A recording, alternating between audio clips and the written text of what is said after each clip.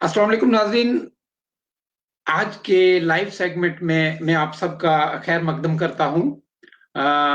आज का जो हमारा मौजू है ये एक निहायत ही अहम बहस है जिस पे हम बात करेंगे।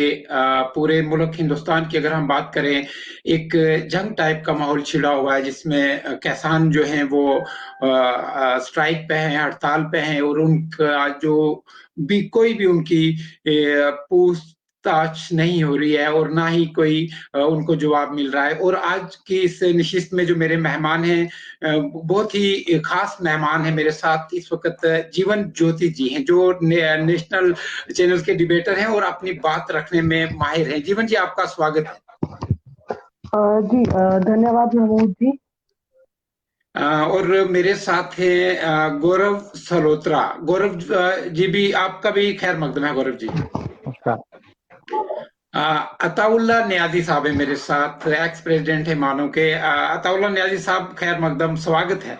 बहुत शुक्रिया जनाब। सब मेहमानों का मैं बहुत बहुत शुक्रगुजार हूं कि आपने कीमती वक्त में से मुझे वक्त दिया। और जो किसान हैं, जो हमारी बैकबोन है, हमें सबको दाना पानी मुहैया कराने वाले लोग हैं, हम उनके ऊपर आज बात करेंगे कि उनकी जो आवाजें हैं वो क्यों नहीं सुनी जा रही हैं। आखिरकार हुकूमत जो है, खासकर मरकजी सरकार का क्या ऐसा रवैया है। तो सबसे पहले ज्योति जी ऑडियो पे हैं, मैं उनके पास आऊंगा। मैं गौरव जी आपके पास आऊंगा। आप किस तरह से देखेंगे इस आंदोलन को? सर, अगर मैं इस आंदोलन के सबसे पहले मैं आपका सबसे ज्यादा शुक्रिया अदा करना चाहता हूँ। आपने मुझे निमंत्रित किया अपने चैनल पर। रही बात आपके सवाल की कि मैं किस नजरिए से देखता हूँ इस आंदोलन को, देखिए जो फार्मर बिल 2020 जो लाया गया है अभी, जो कैबिनेट द्वारा पास किया गया है, इसमें काफी थेरोटिकल एस्पेक्ट से आप अगर देखेंगे तो काफी अच्छी चीजें हैं। और अगर इनका इम्प्लीमेंटेशन आप देखेंगे और जरा सा हिस्ट्री में अगर आप जाएंगे, ये पहली बार कोई नई चीज नहीं आई है। ये 2003 2006 स्वामीनाथन रिपोर्ट, ये उसका अमालगमेशन है। पहले मैं कुछ पॉइंट बताना चाहूंगा इस बिल में मोदी गवर्नमेंट क्या कहना चाह रही है। सबसे पहला मिसकंसेप्शन, ये जो आंदोलन कर रहे हैं, जो जो भी एलिमेंट्स है, वो कह रहे हैं कि एमएसपी कंटिन्यू रहेगा। मोदी गवर्नमेंट ने कैबिनेट में, इवन हमारे कैबिनेट मिनिस्टर एग्रीकल्चर के, उन्होंने भी कहा कि एमएसपी कंटिन्यू रहेगा। ई नेमिंग होगी, ई ट्रेडिंग होगी, जिससे क्या होगा कि ज्यादा क्लैरिटी रहेगी इस चीजों की। AMPC, agriculture product market committee, पहले क्या होता था कि फार्मर्स जो है वो अपनी स्टेट में ही एएमपीसी को अपनी चीजें दे सकते थे। जी। अब फार्मर्स के समक्ष एक चॉइस रख दी गई है, आप एएमपीसी में दें कि आप आगे और किसी को अपनी चीजें बेचना चाहें, आप बेच सकते हैं। Farmers farmer is free to sell in AMPC and outside as well, ये बिल में मेंशन है। Farmers can sell at other places too, means other state. अगर कोई हरियाणा से है तो वो जम्मू में अगर बेचना चाहता है तो उस पे कोई ऑब्लिगेशन नहीं है। लेकिन एक बहुत बड़ा इन्होंने एक चीज कही है इसमें जो क्लियर नहीं है, नो ट्रांसपोर्टेशन फी, जो क्लियर नहीं किया गया कैबिनेट में अभी तक, ट्रांसपोर्टेशन फी कैसे होगी कैसे नहीं होगी। अगर फार्मर बेच रहा है, अगर उदाहरण के तौर पर अगर वो अपनी ट्रांसपोर्टेशन लगाता है, तो सरकार उसको रीइंबर्समेंट देगी या सरकार ट्रांसपोर्टेशन प्रोवाइड करवाएगी, क्योंकि ट्रांसपोर्टेशन एग्रीकल्चर का बहुत अभिन्न अंग है। इलेक्ट्रॉनिक प्लेटफॉर्म ट्रेडिंग का लाया गया है, जिसका result to greater transparency and time saving.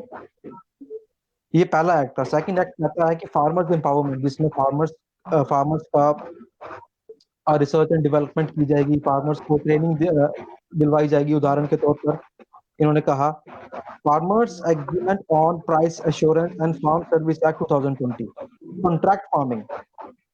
For example, जैसे अगर आईटीसी अपने फार्मर्स को कहेगी कि हमें आलू की पैदावार चाहिए, आप मुझे आलू मुहैया करवाइए, तो फार्मर्स उनके अकॉर्डिंग ग्रो करेगा।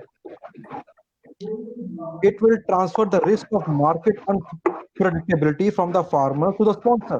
पहले सरकार के द्वारा फार्मर्स के पास, पहले फार्मर्स को बहुत ज्यादा रिस्क था एग्रीकल्चर में। अब सरकार कह रही है कि ये ट्रांसफर होगा टू स्पॉन्सर, जैसे आईटीसी का मैंने उदाहरण दिया। Farmers will be shielded from the rise and fall of the market price. कि डिमांड सप्लाई कर्व का इंबैलेंस होगा, उससे फार्मर्स को फायदा होगा। कैसे फायदा होगा? क्योंकि उनको रिस्क जो है इंश्योर कर दिया जाएगा। Enable the farmers to access modern technology. Farmers को बताया, सरकार कह रही है कि फार्मर को हम बेहतर तकनीक देंगे, जो कि अच्छी बात है। लेकिन ओनली इफ सप्लायर्स, अगर बड़ी कंपनीज चाहेंगी तभी फार्मर्स का रिसर्च एंड डेवलपमेंट इंक्रीज होगा, तभी फार्मर्स को, किसानों को तकनीक में डेवलपमेंट मिलेगी, बेहतर टेक्नोलॉजी की तरफ आएंगी, तभी जब कंपनी चाहेंगी। प्रश्न चिन्ह ये है कि अगर हम अपने किसान अगर आईटीसी जैसी कंपनीज के मान लो उनके ऑर्डर को मानते हैं, कोई भी हो गया, जैसे मान लो अंबानी हो गया, अदानी हो गए, आईटीसी हो गए, वो अपना R&D में पैसा वेस्ट क्यों करेंगे? पहली बात, प्राइवेट कंपनी प्रॉफिट और लॉस में चलती है। प्राइवेट कंपनी ने आज तक कभी सेंटीमेंट एनालिसिस नहीं किया। प्राइवेट कंपनी को सेंटीमेंट से कोई लेना देना नहीं। प्राइवेट कंपनी को रॉ मटेरियल चाहिए, अपने प्रोडक्ट बनाएगी, वो अपना पैसा क्यों वेस्ट करेगी? तो कैसे करेगी सरकार ने? इसके कोई क्लियरेंस नहीं। अगर आप बिल पढ़ेंगे, बिल में ऐसा दिखाया है कि फार्मर्स के लिए सरकार ने अगर कोई डिसीजन लिया तो अभी लिया, इससे पहले कभी किसी सरकार ने फार्मर्स पर डिसीजन नहीं लिया। लेकिन अगर हम जरा सा अगर हिस्ट्री में जाते हैं तो दो चीजें हमारे सामने आती हैं, एक MS स्वामीनाथन कमेटी की रिपोर्ट और शांता कुमार कमेटी की रिपोर्ट। MS स्वामीनाथन कमेटी की रिपोर्ट कहती है कि फार्मर्स को MSP के साथ 50% एक्स्ट्रा मनी दी जाएगी MSP की।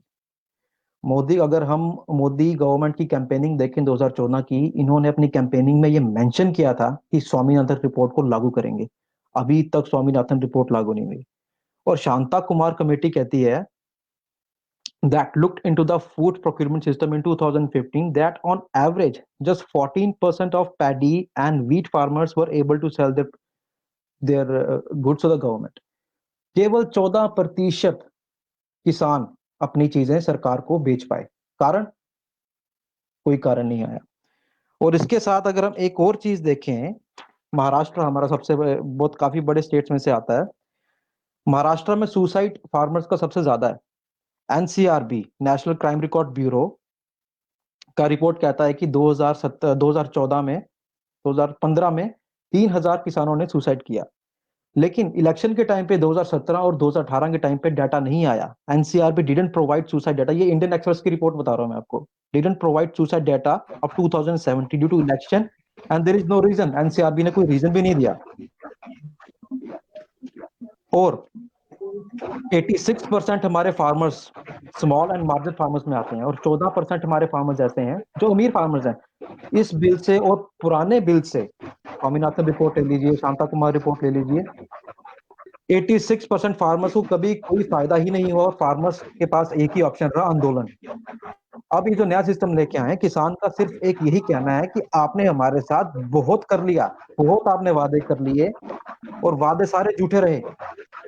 आप एक और वादा करने चाह रहे हैं, हमें आपका वादा नहीं चाहिए। किसान किसी भी तरीके से गलत नहीं है। ये सारे जीवन ज्योति, आए। गौरव मैं आऊंगा आपके पास। जीवन ज्योति, एक और वादा, जो काफी वादे ऐसे भी थे जो वफा नहीं किए गए, जिसमें 15 लाख की अगर हम बात करें, और भी बड़ी सारी बात चीजें करें। ऐसी हैं जो वफा नहीं। तो आप कैसे देखते हैं कि फार्मर को उनका हक कैसे मिलेगा जमहूरी तरीके से? उनको क्या क्या और चीजें अपनानी चाहिए? क्या प्रोटेस्ट के अलावा कोई और रास्ता भी है? आप कैमरा अपना थोड़ा ठीक कीजिएगा प्लीज। जी ठीक है। थोड़ा सेंटर पोज करेंगे, थोड़ा सा सेंटर में। हाँ जी, आप ठीक है। जी महमूद जी, गौरव जी ने बहुत ही, जो मुझे लगता है टेक्निकल चीजें थी और जो फैक्ट्स थे वो उन्होंने बता दी बहुत अच्छे तरीके से। उन्होंने सारी जो चीजें बता दी। तो अब बात आती है कि जो फार्मर्स है वो अपना हक कैसे मांगे। तो जब भी देश में जब भी किसी को कुछ चाहिए होता है, जब भी, चाहे वो स्टूडेंट्स की मांगों की बात करें, चाहे वो जो मजदूर है उनकी बात करें, या चाहे जो फार्मर्स है, जब भी इनकी जब कोई बात है, जो कि हम मानते हैं कि ये जो फार्मर्स है वही इस देश को चला रहे हैं, वही इस दुनिया को चला रहे हैं। उनकी वजह से हम लोग अनाज वो जो बो रहे हैं हम वही खा रहे हैं। पर आज बात ये है कि जो मोदी सरकार, जो बीजेपी सरकार, सेंट्रल गवर्नमेंट जो वादे इतने करती थी कि मोदी जी ने ये बोला कि मैं चाय वाला था, मैं बहुत गरीब था। अगर आप सर सच में गरीब थे तो आप जाइए ना फार्मर्स के पास। आपके पास आपने पूरे जितनी भी सारी कंट्रीज की वो मोदी जी ने घूम ली, परंतु क्या वो दिल्ली के अंदर फार्मर्स के पास नहीं जा सकते? वहां पे जब पंजाब में स्टार्टिंग में जब ये फार्मर बिल लाया गया स्टार्टिंग में, जो स्टेट्स के अंदर थे वो वहां पे प्रदर्शन किए गए, चाहे वो पंजाब था, हरियाणा था, यूपी या बाकी जितने भी जो स्टेट्स थे, स्टेटों के अंदर प्रदर्शन किए गए। ना ही वहां की स्टेट गवर्नमेंट गई फार्मर्स के पास कि हाँ भाई हम आपकी बात सुनते हैं, और उनको मजबूरन क्या करना पड़ा, इतनी सर्दियों में आज हम अपने अपने घरों में बैठे हैं, हम 3 वक्त खाना खा रहे हैं, हम कंबल रजाई लेके बैठे हैं, पर आज वही फार्मर्स को हर एक स्टेट से, चाहे वो पंजाब, हरियाणा, यूपी, बिहार, कहीं से भी, वो जो फार्मर है वो वहां पे दिल्ली के अंदर आके बैठा है। वो कितने दिनों से प्रोटेस्ट कर रहे हैं और कब तक करेंगे इतनी इतनी ठंड में? क्या जो बीजेपी गवर्नमेंट है, सेंट्रल गवर्नमेंट, क्या उनके पास इतना सा भी टाइम नहीं है कि वो उनके पास जाए? हाँ, हाल ही में 3 लीड कर रही है प्रोटेस्ट की, उनको बुलाया गया वहां पे भवन में, राजभवन में उनको बुलाया गया, परंतु उनसे भी वो बात क्या कर रहे हैं? कुछ बात नहीं कर रहे हैं। वो कहते हैं कि आप हमें बताओ, पर फार्मर्स का ये कहना है कि आप हमें सीधा सीधा साफ शब्दों में बताओ कि आप इस फार्म बिल को, जो आपने फार्मर बिल जो नया लाया है, आप इसको बायकॉट, आप इसको रोल बैक करेंगे, रिवोक करेंगे या नहीं? वो सीधा सीधा जवाब चाहते हैं, क्योंकि जो फार्मर है, जो किसान है, उसे नहीं आती है डिप्लोमेटिक भाषा समझ में, वो सीधा सीधा जवाब चाहते हैं। तो मुझे लगता है जो प्रोटेस्ट हो रहा है अभी इस टाइम पे, हम लोगों को, जितने भी हम यहाँ पे जितने भी लोग हैं, उन सबको सपोर्ट में करना चाहिए, हम लोगों को उनकी सपोर्ट में जाना चाहिए, चाहे हम अपने अपने घरों में, हम सोशल मीडिया से सपोर्ट करें, जैसे भी सपोर्ट करें कि फार्मर्स, मुझे लगता है कि लड़ाई इनको लड़नी ही पड़ेगी, क्योंकि जब स्टार्टिंग में ही जब इन्होंने, अगर आपने सवाल ये पूछा कि फार्मर्स को अपना हक कैसे मिलेगा, अगर बीजेपी, अगर ये सेंट्रल गवर्नमेंट को फार्मर्स को हक देना ही होता, तो जब स्टार्टिंग में प्रोटेस्ट हुए अपनी अपनी स्टेट्स के अंदर ही, जब प्रोटेस्ट किए गए, तो तभी इनकी बात सुनी जाती ना। तब भी जो किसान यूनियन थी, उनके जो लोग स्टार्टिंग में ही ये वहां पे गए हैं दिल्ली उनसे बात करने, पर उनसे बात नहीं की गई, और जैसे ही जब दिल्ली के लिए ये लोग निकले हैं, तो कैसे इन पे वाटर टैंक्स और आंसू गैस के गोले, मतलब ये ऐसी चीजें आप फार्मर्स के ऊपर यूज कर रहे हैं। तो ये सोचने वाली बात है कि अगर फार्मर्स को ही हक नहीं मिल रहा, जिनकी वजह से हम खा रहे हैं, मोदी जी भी, बीजेपी सरकार भी, हर एक मिनिस्टर, हर एक आदमी खाना ही खाता, कोई सोने कपड़े नहीं खाता, ना ही तो सोना चांदी खाता है। तो अगर हम उन्हीं को हक नहीं दे पा रहे हैं जिनकी वजह से हम जिंदा है, तो फिर मुझे नहीं लगता कि कोई और तरीका अपना हक उनको देने का, या उनको अपना हक जैसे वो मांग रहे हैं, मैं तो चाहती हूँ कि बहुत अच्छा वो कर रहे हैं, ऐसा प्रोटेस्ट लगातार वो जारी रखें, और तो मुझे लगता है कि सेंट्रल गवर्नमेंट को उनकी जो बात है वो सुननी चाहिए। अताउल्लाह नियाज़ी, मैं आपके पास आऊँगा, आपकी भी बाखूबी नज़र रहती है इन चीज़ों पे, तो आप किस तरीके से देखते हैं कि फार्मर्स की जो मेहनत है, उनके साथ ये मज़ाक क्यों किया जा रहा है? एक बिल का लाना, फिर उनको एक दिलासा देना। एक प्रधानमंत्री नरेंद्र मोदी ने एक स्पीच में ये कहा था कि ये इस जो बिल है, इसका ये फ़ायदा है आपको, और उसके बावजूद भी जो किसान भाई थे, उन्होंने ये कहा कि ये हमें मंज़ूर नहीं है। बहुत बहुत शुक्रिया महमूद भाई। सबसे पहले मैं आपके माध्यम से आज देश के तमाम जो किसान हमारे प्रोटेस्ट कर रहे हैं, मैं उनको सॉलिडारिटी पेश करता हूं, और ये चीज़ कहना चाहूँगा कि आज देश के तमाम स्टूडेंट्स तबका, नौजवान लोग उनके साथ खड़े हैं उनकी इस लड़ाई में, और वो लोग अपने हक के लिए लड़ रहे हैं। और हम सबको चाहिए कि आज अगर हमारे देश के वो लोग जो हमारा पेट भरते हैं अपनी मेहनत से, तो हम सब लोगों को आज उनकी सपोर्ट में खड़ा होना चाहिए। दूसरी चीज़ मैं आपको बताऊं, अभी मेरे भाई गौरव साहब ने भी बहुत अच्छे से एक्सप्लेन किया और कुछ चीज़ें बताई कि सरकार ने जो बिल लाया है वो एमएसपी की बात करता है। वो एक जो किसानों को ये हक देता है कि वो कहीं पे जाके भी किसी भी मंडी में जो है वो अपना अनाज जो है वो बेच सकते हैं। तो मैं चंद सवाल पूछना चाहता हूँ, अगर ऐसी चीजें हैं तो एमएसपी को कहीं भी रिटर्न में क्यों नहीं दिया जा रहा? तो फिर उसको फिक्स क्यों नहीं किया जा रहा? ये सबसे बड़ा सवाल बनता है। इसका सरकार कहीं ना कहीं, ये वही मसला है कि किसानों के लिए फायदा है, लेकिन फायदा क्या है वो कहीं पे बताने के लिए तैयार नहीं है सरकार। और दूसरी चीज इन्होंने ये कहा कि अब सरकार जाके कहीं भी मंडी में, पंजाब का जो किसान होगा वो जम्मू कश्मीर में जाके अपना अनाज बेच पाएगा या हिंदुस्तान की किसी भी जगह में। तो मैं सवाल पूछता हूँ कि एमपी में बीजेपी की सरकार है, तो क्यों वहां पे जो बाकी स्टेट से आए हुए जो हमारे फार्मर्स लोग थे उनको अपना अनाज नहीं बेचने दिया गया? वहां की सरकार ने कहा कि नहीं, एमपी में तो वही लोग जो एमपी के लोग हैं वही अपना अनाज बेच सकते हैं। तो मैं सरकार से सवाल पूछना चाहता हूँ कि फिर किस तरीके से आप इंसाफ करेंगे हमारे फार्मर्स के साथ। ये ऐसे बहुत सारे मसाइल हैं जिन पे आज जो किसान लोग हैं वो बात कर रहे हैं और उनकी डिमांड्स को समझना पड़ेगा। और देखिए, कोई भी जो डेमोक्रेसी में कोई भी बिल आता है, अगर सबसे पहले तो ये था कि जो स्टेक होल्डर हैं, उसके खासकर किसान हैं, उनसे बात कर लेनी चाहिए थी। तो उनको बिल्कुल। कहीं ना कहीं कॉन्फिडेंस में लेना चाहिए था कि उनको पूछना चाहिए था कि वो क्या चाह रहे हैं। और किसानों ने, जो किसानों की यूनियन है, उसने एक रिपोर्ट पेश की कि हम हमारी ये डिमांड्स हैं, हम इन पर बात करना चाहते हैं, जिसमें जो आज से पहले किसानों पे जितने भी लोन थे, जिनकी वजह से जो सुसाइड हो रहे थे किसानों के हिंदुस्तान में, जो हर रियासत में हुए हैं, भाई ने बताया कि महाराष्ट्र में बहुत ज्यादा हैं। तो उनकी डिमांड्स ये थी कि जो लोन जो किसानों ने लिया हुआ है, जो उसको वेव ऑफ किया जाए, उसको सरकार कहीं ना कहीं चुकाए और उनको उस चीज में आसानी दे, ताकि इस चीज पे जो फार्मर सुसाइड इतने बढ़ रहे हैं उस पर रोक लगाई जाए। लेकिन सरकार ने उस चीज पे कोई बात करने के लिए तैयार नहीं है और सरकार ने उस पर कुछ नहीं किया। दूसरी, आपने मंडी का कह दिया कि ठीक है जी मंडी बनाइए, लेकिन वही स्टेट्स जहां पे बीजेपी की सरकार है वहीं पे किसानों को अलो नहीं किया जाता है कि नहीं, आप यहाँ पर बाकी स्टेट के लोग आके जो है वो नहीं बेच सकते। दूसरी, एमएसपी की बात की, तो वो किसानों का हक है, उस पर अगर आप एमएसपी की बात करते हैं, अगर आप ये कह रहे हैं कि हम किसानों के हक में ये बिल बना रहे हैं, तो सरकार को क्या ऐसी मजबूरी है कि वो लिखित में ये चीज नहीं दे सकते हैं। और आज किसानों की डिमांड भी यही है। मैं आपके माध्यम से ये चंद चीजें बताना चाहूंगा। और सबसे पहली चीज कि आज देश का हर नौजवान, हर स्टूडेंट किसानों के साथ खड़ा है। दूसरी, मुझे बहुत अफसोस होता है जब ये बिल पास होने के बाद हमारे किसानों ने आंदोलन किया और वो सड़कों पर उतरे अपनी डिमांड्स को लेके, और जिस तरीके से उनको लेबल किया जाता है, ये क्योंकि 2014 में जो बीजेपी की सरकार आने के बाद ऐसा हुआ कि अगर मुसलमान कोई प्रोटेस्ट करेगा तो वो टेररिस्ट हो जाएगा, अगर स्टूडेंट कोई प्रोटेस्ट करेगा तो वो टुकड़े टुकड़े गैंग के साथ जोड़ दिया जाएगा। और आज अगर किसानों को जो प्रोटेस्ट कर रहे हैं सड़कों पर, जो अपने हकूक की मांग कर रहे हैं, तो उनको कहीं ना कहीं लिंक किया जा रहा है खालिस्तान के साथ। उनको जो बेचारी बूढ़ी औरतें थी, उनके जिस तरीके के कमेंट पास किए जा रहे हैं, बहुत ही अफसोसनाक बात है एक डेमोक्रेसी में और एक सिविलाइज्ड सोसाइटी में, जो शायद कि नहीं होना चाहिए था। दूसरी बात यह है कि सरकार को वक्त निकाल के हमारे किसानों से बात करनी चाहिए थी। आज मैं यहाँ पर बैठ के ये नहीं बता सकता कि उनकी डिमांड्स क्या हैं। ये तो सरकार का काम बनता है कि जो किसान सड़कों पर उतरे हुए हैं, हम तो बंद कमरे एसी में जो बैठ के अपनी भाषण चढ़ा देंगे कि ये होना चाहिए, फला होना चाहिए।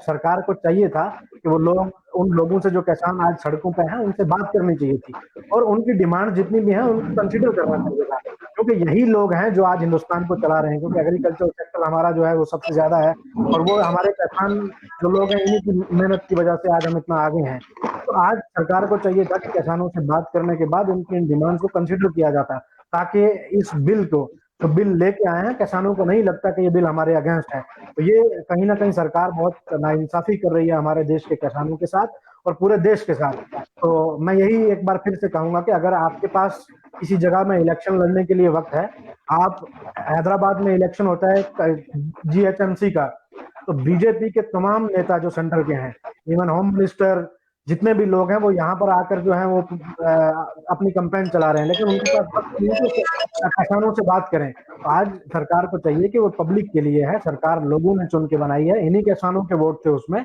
इन्हीं नौजवानों के वोट थे। अगर आज वो लोग सड़कों पर आए तो सरकार की जिम्मेदारी बनती है कि उन लोगों के जो डिमांड्स हैं उनको सुने और उनको कंसिडर करके उन डिमांड्स को पूरा करें। जीवन ज्योति, मैं आपसे ये जानना चाहूंगा कि ये बिल लाने के पीछे सरकार की क्या मंशा हो सकती है? जी, ज़रूर। मुझे लगता है कि एक तो ये जो बिल लाने के पीछे, क्योंकि सरकार कहीं न कहीं अपनी जो नाकामयाबी है उसे छुपा रही है। अगर हम बात करें, ये लोग बात करते हैं जीडीपी की, तो हम लोग कहते थे कि पता नहीं 5 ट्रिलियन, पता नहीं कितने ट्रिलियन जो जीडीपी कहते थे कि हम बना देंगे, तो वो जीडीपी हम देख ही रहे हैं कि वो कितने ही ट्रिलियन हुई है, वो हम सबको पता है। पर कहीं न कहीं मुझे लगता है कि अपनी जो नाकामयाबियाँ हैं उनको छुपाने के लिए ये फार्म बिल को ये कहीं न कहीं इसको ज़्यादा उछाल के, चाहे वो मीडिया में या जानबूझ के गलत फार्म बिल बना के, मुझे लगता है कि कहीं न कहीं अपनी नाकामयाबियों को छुपाने की कोशिश कर रहे हैं। जो कि क्योंकि इससे पहले जब फार्मर बिल आने से पहले तो लोग सवाल पूछ रहे थे। इससे पहले इन्होंने सीएए बिल लाया। उसके बाद जब वो खत्म हुआ, जब उसकी बात बंद हो गई, तो तब लोगों ने सवाल पूछना बंद कर दिए कि भाई कहाँ है नौकरियाँ, कहाँ हैं? आपने कहा 15 लाख आएँगे, आपने कहा 20 लाख करोड़ पैकेज जो है वो दिया जाएगा, कहाँ है वो चीज़ें? जब जैसे ही लोगों ने सवाल पूछने शुरू किए, तो इन्होंने जो है फार्मर बिल इंट्रोड्यूस कर दिया। तो कहीं ना कहीं मुझे लगता है कि ऐसी चीजें अपनी नाकामयाबियों को छुपाने के लिए ये जो फार्मर बिल है इसको इन्होंने जो लाया गया है, और बहुत ही, या तो जैसे अभी सर यहाँ पे बात हो रही थी, जो मेरे साथ हैं और वो बात कर रहे थे कि जो फार्म बिल है इनको कहीं ना कहीं या तो सरकार लिखित में दे ना, अगर लिखित में दे कि हाँ ये फायदा होगा, ऐसे करेंगे, ऐसे इम्प्लीमेंट होगा, पर लिखित में क्यों नहीं दे रही है? सच पूछे तो हमें भी, किसी को भी, मुझे नहीं लगता कि अभी तक मैंने इंटरनेट पे इतना ढूंढा कहीं पे कि वो फार्म बिल तो पूरा मुझे नहीं दिखा है। क्यों नहीं वो सरकार दे रही है? क्यों नहीं वो सरकार उसको सामने दिखा रही है कि हाँ ये है? अगर उनको लगता है कि जो फार्मर बिल है वो बहुत ही ठीक है, हमने बहुत अच्छे से बनाया, तो भाई जाइए ना, आप लोग जाइए किसानों के पास, आप उनको दिखाइए, आप आपका एक मंत्री भेजिए ना। आप जो मंत्री हैं, आपके बड़े बड़े मंत्री जम्मू कश्मीर के अंदर, हैदराबाद के अंदर कैंपेन करने आ रहे हैं, जो कि मुझे लगता है बहुत ही ग्राउंड लेवल की जो सरपंच और डीडीसी के इलेक्शन जो चल रहे हैं यहाँ पे ग्राउंड लेवल के, बहुत बिल्कुल। एक विलेज लेवल के इलेक्शन जहाँ पे चल रहे हैं, उनके लिए इतनी दूर से आप लोग अपने मिनिस्टर भेज सकते हैं, पर आप लोग अपने मिनिस्टर भेजिए ना किसानों के पास, तो आप उनको समझाइए। अगर आपको लगता है कि जो आपने बिल है जो बहुत अच्छा बनाया है, इससे किसानों की जो है बहुत तरक्की होगी, तो आप जाइए ना, आप समझाइए, एक बार समझाने की कोशिश तो कीजिए। पर वहां पे तो वो तो एंटर ही करने नहीं दे रहे हैं, वो तो कह रहे हैं कि जितने फार्मर्स आ रहे हैं इनको तो जेल में डालो, जो मैदान है दिल्ली के अंदर इनको तो आप जेल में तब्दील करो। गौरव, मैं आपके पास आऊंगा। जैसे हम बात करें जम्मू कश्मीर के अंदर भी काफी बार आप भी मेरे साथ डिबेट में आए थे कि 4G की बात है। 4G अभी रिस्टोर जो है वो नहीं हो पा रहा। यहाँ काफी परेशानियां काफी दिखते हैं लोगों के अंदर। बच्चों की एजुकेशन जो है कोविड को लेके वो भी सफर हुई है। तो अगर ये देखा जाए, फार्मर बिल को इसके साथ जोड़ा जाए, अभी जैसे जीवन ज्योति ने बताया कि वो एक डीडीसी इलेक्शन की कैंपेन तक में जा सकती है, तो क्या ऐसी वजूहत हैं कि खासकर मैं जम्मू के उन पार्टियों, तमाम पार्टियों के लीडरों की भी बात करूंगा कि वो भी अभी खुल के इस चीज पर सामने नहीं आए? आप कैसे देखेंगे इसको? सब तमाम पार्टी के लीडर जो खुलकर अभी तक सामने नहीं आए, उसका कारण यही है कि उन्हें मालूम ही नहीं है एग्रीकल्चर रिफॉर्म क्या है, क्योंकि ये बहुत मुश्किल बना दिया गया। 2003 में 2003 में वैसे भारतीय जनता पार्टी की सरकार थी, उस समय लागू किया इन्होंने, और 2006 में स्वामीनाथन रिपोर्ट आई, उस समय लागू किया इन्होंने, कॉम्प्लेक्स बना दिया। आज की डेट में अंधभक्तों के लिए कहना बहुत आसान है कि जो प्रोटेस्ट करता है वो देशद्रोही है, क्योंकि जिस समय फार्मर्स का प्रोटेस्ट शुरू हुआ उस समय वो अपना अंगूठा चूस रहे थे। इसलिए उनके लिए कहना बहुत आसान है कि जो प्रोटेस्ट करने आ रहा है वो देशद्रोही है। जो देश के जो वैसे प्रोटेस्ट करना हमारा फंडामेंटल राइट है, लेकिन अगर हम मोदी जी के खिलाफ बोलेंगे तो हम देशद्रोही होंगे। ये इसलिए बोलते हैं क्योंकि उन्हें जहन नहीं है, उनको पोलराइज इस वे में कर दिया गया है कि जो मोदी जी कह रहे हैं वही बेहतर है। मोदी जी ने 15 लाख भी कहा था, बेहतर नहीं हुआ। मोदी जी ने 2 करोड़ रोजगार देने की बात भी कही थी, वो अभी तक नहीं आया और आने वाला भी नहीं। अगर आप सिस्टम देख लीजिए, अनएम्प्लॉयमेंट वैसे अपनी पीक पे है। अगर हम अनएम्प्लॉयमेंट की बात करें, जम्मू कश्मीर को अगर इससे आपने जोड़ना है तो आप बोल लीजिए, क्योंकि Jammu Kashmir hardly hit area है पूरे इंडिया का। कोई भी प्रॉब्लम होती है जम्मू कश्मीर सबसे पहले हिट होता है। 4G, हम 4G के पैसे पे कर रहे हैं और हमें 2G की सर्विस मिल रही है। सरकार हमें दबा रही है, सरकार हमें प्रताड़ रही है, और सरकार इस चीज को सेलिब्रेट कर रही है कि हम डेमोक्रेटिक है। ये कौन सी डेमोक्रेसी पूरी दुनिया में अगर कहीं प्रैक्टिस होती है तो वो जम्मू एंड कश्मीर में ही होती है। और दूसरी बात, सरकार ने, अगर मैं फार्मर बिल पे दोबारा आता हूँ, सरकार ने एक बात कही 2017 में कि doubling the farmer income by 2022, biggest lie, एक और जुमला 15 लाख वाला। और 2000 और सरकार ने कहा 2017 में कि हमने स्वामीनाथन रिपोर्ट लागू कर दी, तो एक और झूठ। चलिए, आज मुझे पूरा, जब आपने कहा कि आज इस पे करेंगे, मैंने पूरा तहकीक किया आज इस पे, मैं चुन चुन के लेके आया हूँ चीजें। सरकार ने कहा it will be major agriculture reform, 2017 में सरकार ने कहा था। It will provide wider option for farmers to sell produce and get better prices. At present farmer can sell at regulated APMC mandis only with some fee. Purpose is to create single agriculture market, there is no resource. अभी हाल ही में हमने देखा था प्याज का inflation rate बढ़ा, हमें टर्की से प्याज इंपोर्ट करवाने पड़े। अगर किसी 12 साल के बच्चे को भी कहते, इन्होंने, सरकार ने किया क्या, टर्की से महंगे लिए और बांग्लादेश को सस्ते बेचे। ये पूर्ण बहुमत की सरकार का हाल है, पूर्ण बहुमत की सरकार का। Setup wholesale market at every 80 kilometre, her 80 kilometre में हमारी मंडी मार्केट होगी, सरकार का कहना है। 80 किलोमीटर में हमें टोल तो 4-5 देखने को मिल जाएंगे, मार्केट नहीं मिलेगी। सर फार्मर तभी फार्मर सेटअप हो पाएगा जब फार्मर को एजुकेशन दी जाएगी। जिस तरह सरकार 6 पे कमीशन 7 पे कमीशन गवर्नमेंट एम्प्लॉयज के लिए लेके आती है, फार्मर्स जिस तरह 1 रैक 1 पेंशन आर्मी मैन के लिए लेके आती है, फार्मर सरकार जिस तरह लोन की फैसिलिटीज लेकर आती है, सरकार को उसी तरह रिसर्च एंड डेवलपमेंट फार्मर्स के लिए करनी ही पड़ेगी। हमें इजराइल से सीखना ही पड़ेगा। स्मॉल स्केल में अच्छी फार्मिंग कैसे करानी है। पूरी दुनिया में लोहा माना है इजराइल ने अपना। मैं साउथ कोरिया में हूँ इस टाइम, यहाँ पे एग्रीकल्चर बहुत कम होता है, इंपोर्ट होती है यहाँ पे, लेकिन सरकार यहाँ पे फार्मर, जितना सपोर्ट फार्मर्स को मिलता है उतना सपोर्ट किसी को नहीं मिलता। और हमारे कंट्री में फार्मर का सुसाइड सबसे ज्यादा है।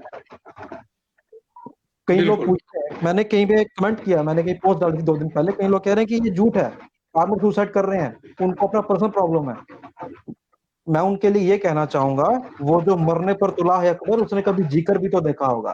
फार्मर दिन रात सर्दी होगी गर्मी होगी खेत खलियान में काम करके, कई बार क्या होता है कि मौसम खराब हो जाता है, फसल खराब हो जाती है, फसल खराब हो जाती है सर। फार्मर के लिए कोई प्रावधान नहीं, वादे किए जाते हैं लेकिन कुछ नहीं मिलता। 2017 में 22 क्रॉप्स के लिए वादा किया गया, लेकिन सिर्फ बाजरा को अप्रूव किया सरकार ने।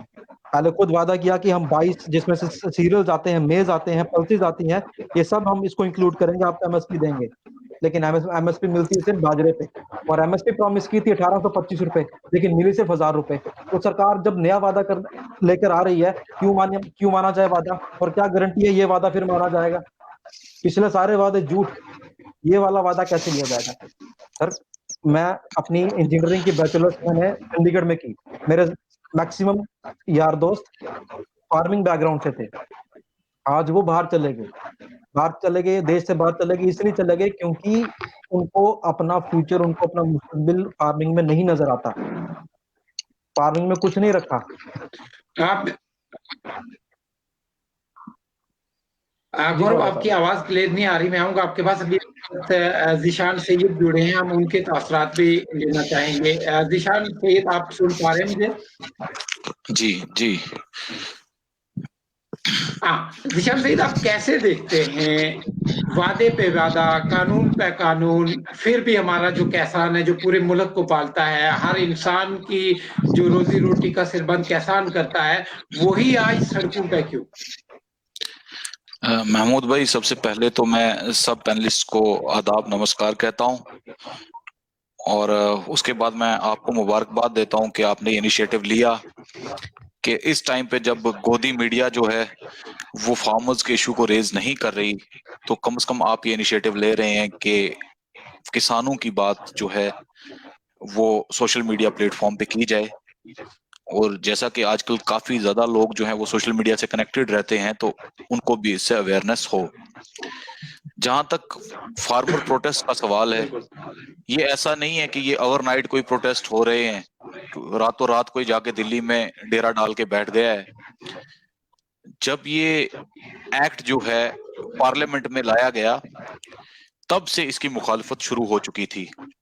लेकिन बदकिस्मती की बात यह है कि absolute power makes man corrupt. इस वक्त भारतीय जनता पार्टी ये समझती है कि एब्सोल्यूट जो मेजॉरिटी है उनके पास, वो कुछ भी कर सकती है, जो एक डेमोक्रेसी के लिए बहुत खतरनाक है। उनके लिए आज तक ऐसा होता था महमूद भाई कि जब भी कोई कानून बनता था तो लोगों की रजामंदी उसमें होती थी, और हम अपोज इसलिए करते थे किसी कानून को क्योंकि उसकी इम्प्लीमेंटेशन नहीं होती थी। ऐसा नहीं है कि 70 साल में हिंदुस्तान में कोई कानून नहीं बना या कोई अमेंडमेंट नहीं हुई। कानून बने, और कानून जो थे वो लोगों की फलाह बहबूद के लिए ही बनते हैं, लेकिन उनकी इम्प्लीमेंटेशन नहीं होती थी। 70 साल से हम ये रो रहे थे कि आपने जो कानून लाए हैं उनको इन लेटर एंड स्पिरिट आप इंप्लीमेंट करें। लेकिन भारतीय जनता पार्टी के इक्तदार संभालने के बाद, एनडीए के इक्तदार संभालने के बाद अब ऐसा हो रहा है कि लोगों से पूछा ही नहीं जा रहा, लोगों से कंसल्ट ही नहीं किया जा रहा, और कोई भी कानून लाके हम पे थोपा जा रहा है। जिसको मैं मर्डर ऑफ डेमोक्रेसी मानता हूं, ये जमहूरियत का कत्ल है। आज आप देखें कि किसान सबसे ज्यादा जो सुसाइड कर रहे हैं, उसकी वजह क्या है? अगर आप वजूहात तलाश करेंगे तो आपको पता चलेगा कि मिनिमम सपोर्ट प्राइस भी किसान को नहीं मिल रहा है, जिसकी वजह से किसानी करने में बहुत ज्यादा परेशानी हो रही है। और सबसे बड़ी जो गौर फिक्र की बात है वो ये है कि फार्मिंग जो है एज ए प्रोफेशन लोग कम चूज कर रहे हैं। अब हिंदुस्तान की रीढ़ की हड्डी कहा जाने वाला किसान जो है आज आत्महत्या करने पर मजबूर है, तो इसकी कसूरवार सिर्फ और सिर्फ गवर्नमेंट है। और ये डायरेक्टली, अगर ये आपको लगता है कि सिर्फ किसानों का प्रोटेस्ट है, तो मैं इस चीज को बिल्कुल नहीं मानता। हर वो शख्स जो खाना खाता है वो इस चपेट में आएगा। जो ये कानून है ये उन तमाम लोगों के खिलाफ है जो लोग खाना खाते हैं, क्योंकि फार्मर्स जो हैं वो डायरेक्टली हमारे साथ, हमारे अन्नदाता हैं और डायरेक्टली वो हमारे साथ जुड़े हुए हैं। महमूद भाई, जिस तरह से भारतीय जनता पार्टी की कथनी और करनी में जो फर्क दिखाई दे रहा है वो बहुत अनफॉर्चुनेट है। उसका रीजन ये है कि नरेंद्र मोदी ने कहा था कि अब किसानों की फलाह बहबूद के लिए हम काम करेंगे, इनको फर्टिलाइजर्स प्रोवाइड करेंगे, इनको जो नई हमारी high yield variety of seeds है, HYV सीड्स, वो इनको प्रोवाइड करेंगे। और उसके अलावा जितने भी लॉजिस्टिक्स इस वक्त जो वर्ल्ड वाइड जो इस वक्त इंस्ट्रूमेंट यूज हो रहे हैं फार्मिंग के, वो इनको प्रोवाइड करेंगे। लेकिन आप सोचें कि इतने आश्वासन, इतनी यकीन दहानियों के बावजूद भी आज अगर किसान जो है वो दिल्ली पहुंचा है और दिल्ली में डेरा डाल के बैठा है, मैं सलाम करता हूं उन लोगों को कि वो बागैरत कौम है। और सबसे बड़ी बात, पंजाब से जो चिंगारी निकली थी, आज जो लेटेस्ट अपडेट है वो ये है कि तमिलनाडु के किसानों ने भी उनको ज्वाइन कर लिया है। तो इससे आप यकीन जानिए कि कश्मीर से लेके कन्याकुमारी तक के जो किसान थे और जो लोग, जो जी-शऊर लोग हैं, जो समझते हैं कि नुकसान किस चीज का होगा और फायदा किस चीज का होगा, वो इकट्ठे हो रहे हैं। और ये जो एजिटेशन है ये बहुत इंपॉर्टेंट है कि रोल बैक हो ये कानून, इन काले कानूनों को सरकारें वापस लें। और जिस तरह से पंजाब ने ग्रीन रेवोल्यूशन लाया था 1960 में, अगर मैं गलत नहीं हूं तो, उसी तरह आज भी एक रेवोल्यूशन की जरूरत है, क्योंकि ग्रीन रेवोल्यूशन के बाद से लेके आज तक किसान की बदहाली की जिम्मेदार सक्सेसिव गवर्नमेंट्स हैं। हर गवर्नमेंट की कथनी और करनी में फर्क रहा है, लेकिन जिस तरह से नरेंद्र मोदी लेड गवर्नमेंट जो है कॉर्पोरेट गवर्नमेंट बन के रह गई है, जिस तरह से अडानी और अंबानी को ये सब रिसोर्सेज हमारे हैंड ओवर कर रहे हैं, ये हमारे लिए चिंता का विषय होना चाहिए कि हम लोग किस तरफ जा रहे हैं। आज भी जो सवाल प्रोफेसर योगेंद्र यादव ने पूछे थे यूनियन गवर्नमेंट से, उन सवालों के जवाब यूनियन गवर्नमेंट के पास नहीं है। और जब इनने कानून बनाया तो किसी भी फार्मर को कंसल्ट नहीं किया, किसी भी फार्मर ऑर्गेनाइजेशन को कंसल्ट नहीं किया। आज जब फार्मर्स कह रहे हैं कि इस कानून को रोल बैक करो, तो ये किसानों के साथ कौन सी मीटिंग्स कर रहे हैं? ये तो ऐसा हो गया, पहले आपने मेरे घर के ऊपर बुलडोजर चला दिया और उसके बाद अब जब मैं एहतजाज कर रहा हूं तो आप कह रहे हो कि नहीं, आप हमारे साथ बातचीत करें। जब आपने हमारे साथ हमारा घर तोड़ते वक्त बातचीत नहीं की, तो आज अगर हम आपसे ये मुतालबा करते हैं कि आप हमारा घर बना के दें, तो इसमें हमारी कोई बातचीत नहीं होनी चाहिए। और इसमें वन वे वन ट्रैक है कि जितने भी ये काले कानून जो हैं वो इंप्लीमेंट किए गए हैं, उनको फौरी तौर पर यूनियन गवर्नमेंट वापस ले। जीवन ज्योति, जैसे बात की जिशान सैयद ने कि काले कानून जो है वापस किए जाएं और फार्मर्स को पूछा क्यों नहीं गया, कोई गवर्नमेंट का डेलीगेशन फार्मर्स के पास क्यों नहीं आया। मैं अगर पीछे चलता हूं, 5 अगस्त 2019 में जम्मू कश्मीर के साथ जो सलूक किया गया था उसी पर मैं बात करूंगा। कानून के दायरा इक़्तिदार के अंदर अगर रहते हुए 370 और 35A को अगर रिवोक किया जा सकता था तो वो स्टेट की कॉन्स्टिट्यूशनल असेंबली में बिल पास किया जाना था, लेकिन उनको भी नहीं पूछा गया, आम आदमी को नहीं पूछा गया। जबरदस्ती तरीके से एक पूरी तरीके से बंधक पूरे जम्मू कश्मीर को जेल बना के वो चीज जो है वापस की गई। क्या इस बिल को भी आप ऐसे ही देखते हैं कि ये सरकार क्यों जोर जबरदस्ती कर रही है, जमहूरियत का खात्मा क्यों कर रही है? जी बिल्कुल, जैसे कि आपने कहा कि 370 का जो कानून था जो डेमोक्रेटिकली जिस पे बातचीत की जा सकती थी, पर कैसे इंडियन गवर्नमेंट, सेंट्रल गवर्नमेंट ने कैसे जो है अनडेमोक्रेटिकली, अनकॉन्स्टिट्यूशनली उस कानून को हटाया। और कैसे हटाया? आपके घर पे आपके घर पे आपको ताला लगा दिया जाता है और बाहर के पूरे मोहल्ले वालों से पूछा जाता है कि भाई मैं आपके घर पे पेंट करवा रहा हूँ तो मैं करवा लूं। मतलब ये एक चीज देखिए, जम्मू कश्मीर के लोगों को बंद कर दिया गया, इंटरनेट बंद कर दी, कॉलिंग बंद कर दी, इतनी आर्मी डिप्लॉय कर दी कश्मीर के अंदर, जम्मू के अंदर। और उसके बाद जम्मू कश्मीर को छोड़कर पूरे जितने भी राज्य थे भारत के अंदर, उनसे पूछा गया, पार्लियामेंट के अंदर उनसे पूछा गया, उनसे वोटिंग करवाई गई कि हाँ भाई 370 हटाए नहीं हटाए। भाई जिस स्टेट से तुम हटा रहे हो, तुमने स्टेटहुड भी छीन ली, तुमने 370 भी छीन ली, तुमने 35A भी छीन ली, तुम जिसके घर पे पेंट कर रहे हो उसको कम से कम पूछ तो लो कि तुम्हारे घर पे पेंट की जरूरत है भी है नहीं। और पूरे मोहल्ले वालों से पूछने की इन्होंने ये की है। और रही बात की किस तरीके से फार्मर बिल, बिल्कुल मैं कहती हूँ कि जैसे इन्होंने जैसे जो कहीं ना कहीं जो मिनॉरिटी है उनको अभी मुझे लगता है कि टैकल करने की ये लोग कोशिश कर रहे हैं। जम्मू कश्मीर के अंदर इन्होंने टारगेट पहले किया मुसलमानों को, मुस्लिम्स के ऊपर इन्होंने पूरे देश में ये मीडिया में ये अफवाह फैलाई गई कि हाँ भाई जम्मू कश्मीर के जितने भी लोग हैं सारे टेररिस्ट है, हर एक मुसलमान टेररिस्ट है, अलगावादी है। और वैसे ही इस तरीके से अब इन्होंने देखा कि हाँ हमने जम्मू कश्मीर के अंदर जो है वो 370 हटा दी, अब ये मुसलमानों से हटकर अभी आ गए हैं सिखों पर। तो कहीं ना कहीं जैसे इन्होंने 370 को अनकॉन्स्टिट्यूशनली वहां पे पार्लियामेंट के अंदर पास किया गया, उस एब्रोगेशन को, 370 के एब्रोगेशन को, वैसे ही अभी जो फार्मर बिल है ये पास करने के बाद अभी जो है जानबूझ के, जैसे आपने यहाँ पे बात हुई कि कहीं ना कहीं जो जब इन्होंने फार्म बिल ये बना रहे तो क्या इन्होंने पूछा किसी भी जो किसान यूनियंस हैं, जो इतनी सारी किसान यूनियंस है, किसान है, क्या उनसे किसी से भी पूछा? और अब जाकर कहते हैं कि आइए आप हमारे भवन में आइए और हमसे बात कीजिए। तो कहीं ना कहीं मुझे लगता है कि ये बहुत ही ऐसी चीजें जो नहीं होनी चाहिए। अगर ये गवर्नमेंट, आज भी हम लोग अपने कॉन्स्टिट्यूशन को मानते हैं, हम लोग एक डेमोक्रेटिक कंट्री है, हम हमेशा, मैं तो यही पढ़ती आ रही हूँ, मैं पॉलिटिकल साइंस स्टूडेंट हूँ, यही पढ़ती आ रही हूँ कि लार्जेस्ट डेमोक्रेसी क्या कौन सी है, हमारे भारत की लार्जेस्ट डेमोक्रेसी कही जाती है। पर क्या मुझे लगता है लार्जेस्ट तो छोड़िए सर, अभी तो डेमोक्रेसी बची ही नहीं है यहाँ पे। जो जैसे 370 को हटाया गया वैसे ही अभी फार्मर बिल ये जो लाके जानबूझकर, अगर इनको लगता है कि ये जो बिल है वो बहुत सही है, तो हाँ भाई आप आइए, बैठिए और आप उसकी पूरी एक लिस्ट निकालिए, आप उसको पूरे सोशल मीडिया पर रिटर्न में दीजिए, प्राइम मिनिस्टर के साइन करवाइए, प्रेसिडेंट के साइन करवाइए, आप अपने एग्रीकल्चर मिनिस्टर के साइन करवाइए, आप बताइए कि हाँ ये वादे हम करेंगे।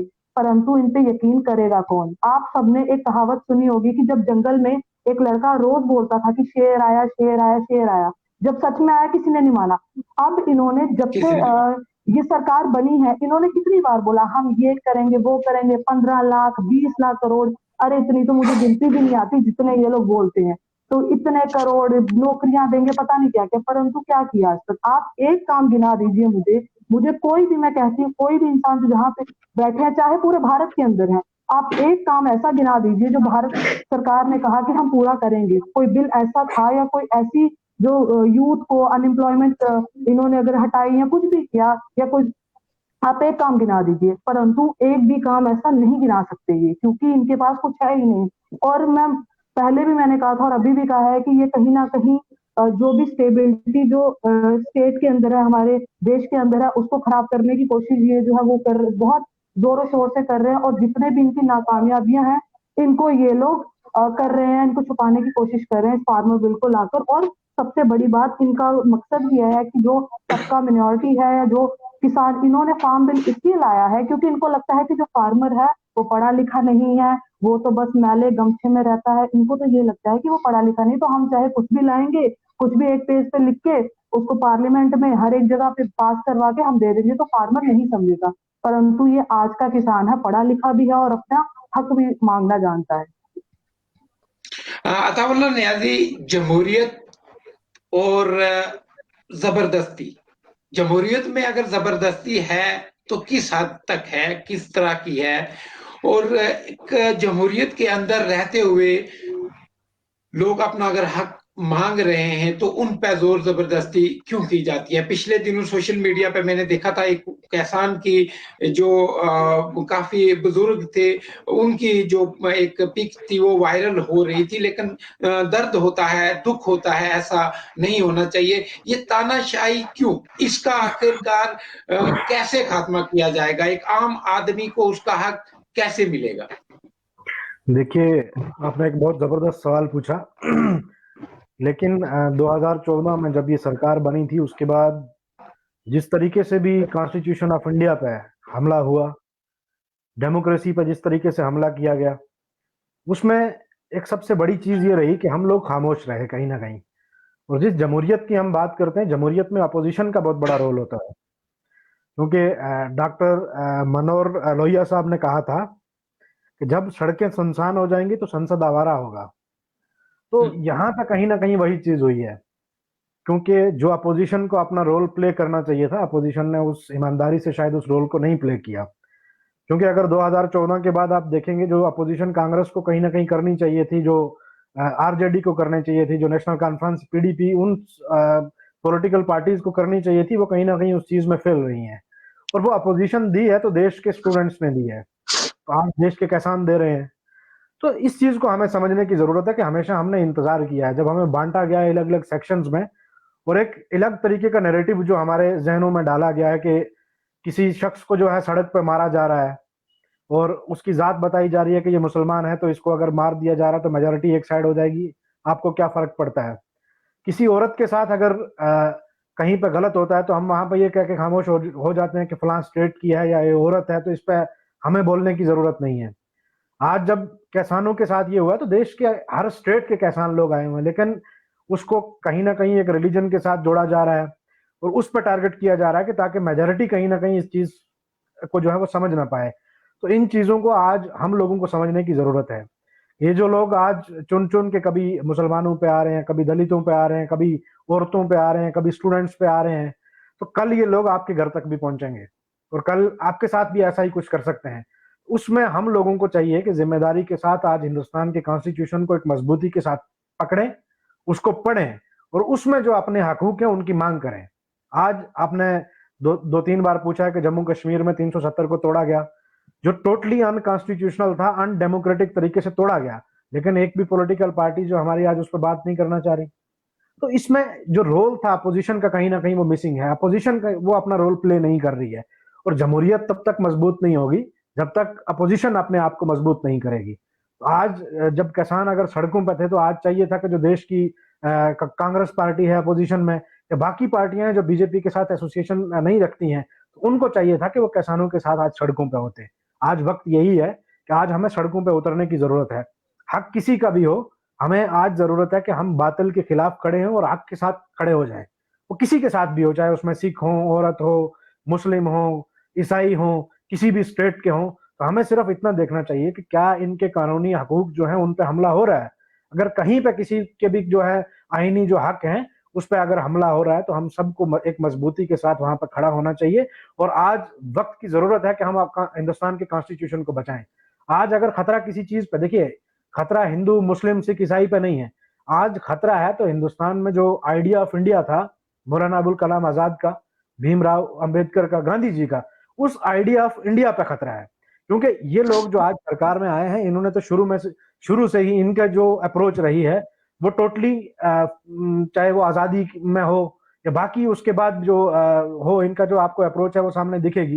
गांधी जी के को मारने में जो उनके हत्यारे हैं उनके ये सब लोग सपोर्ट करते हैं। उसके बाद जो लोग कम्युनल टेंशन आज से पहले डाल रहे थे, उन लोगों की सपोर्ट में हमेशा ये लोग खड़े हुए हैं। अगर आप आसिफा केस की मिसाल ले लें जो जम्मू में हुआ, आप यूपी में जो उन्नाव केस हुआ उसकी मिसाल ले लें, तो वहां पे जो जो उन दोनों लड़कियों के साथ ज्यादती हुई है उसकी सपोर्ट में खड़े होने वाली कोई पॉलिटिकल पार्टी थी तो वो बीजेपी थी। इसका मतलब कि इनका कहीं ना कहीं एजेंडा इस चीज पे क्लियर है कि इन लोगों ने हमेशा जो जुल्म की हिमायत करनी है और उसके साथ वो हम लोग हमेशा खड़े होंगे। तो उसमें हमें चाहिए कि हम जो लोग हैं, आज जो सोसाइटी है यहाँ पर, आज जो इंडिया के सिटीजन हैं, उन लोगों को यूनाइट होकर एक प्लेटफॉर्म पे आने की जरूरत है और हिंदुस्तान के कॉन्स्टिट्यूशन बचाने के लिए उस लड़ाई में एक होने की जरूरत है। चाहे आज कोई मुस्लिम उठे, चाहे कोई सिख उठे, चाहे कोई ईसाई उठे, चाहे किसान उठे, चाहे स्टूडेंट उठे। आज अगर किसी के हकूक पर भी हमला हो रहा है तो हमें मजबूती के साथ हिंदुस्तान के कॉन्स्टिट्यूशन को पकड़ना चाहिए और उसमें जितने भी हकूक हमारे लिखे हुए हैं तो उसी लिमिट्स में रह के आज हमें अपनी डिमांड जो है उनको मांगना चाहिए और अपने हकूक के लिए लड़ना चाहिए। दूसरी चीज, आपने एक सवाल किया था, बहुत टाइम से डिबेट चल रही थी कि फार्मर्स जो बिल है इसमें सरकार क्या चाह रही है। बेसिकली सरकार का इसमें क्लियर एजेंडा है। विजय माल्या यहाँ से करोड़ों रुपया लेके भाग गया, सरकार ने उसको पकड़ने में जो है नाकाम रही। उसके बाद नीरव मोदी, वो कहाँ गए आज तक किसी को नहीं पता। सरकार ने जो बिल लाए हैं इसमें चीज कही है कि कारपोरेट इन्वेस्टमेंट की जो बात आती है ना, तो इसका मतलब है कि सरकार कहीं ना कहीं वो जो अपने कारपोरेट उनके दोस्त हैं, जिसमें अंबानी है, अडानी है, बाकी लोग जो उनके पीछे पैसा लगाने वाले हैं, सरकार कहीं ना कहीं किसानों को आगे रख के किसानों पे हमला करके उन अपने जो कारपोरेट दोस्त है उनकी सपोर्ट करना चाह रही है। और ये ऐसा होगा कि हिंदुस्तान की जो इकोनॉमी है, जिसको मिक्स्ड इकोनॉमी कहा जाता था, ये उस चीज पे खतरा है। कल ये कारपोरेट के हाथों में चला जाएगी, कल ये कारपोरेट लोग डिसाइड करेंगे कि हिंदुस्तान का फ्यूचर क्या होगा। कल मुझे ऐसा लगता है कि कल जब अंबानी की जो जिस पेस के साथ, जिस स्पीड के साथ वो चल रहे हैं, कल ऐसा होगा कि पूरे हिंदुस्तान को खरीद के नरेंद्र मोदी को भी साइड कर देंगे।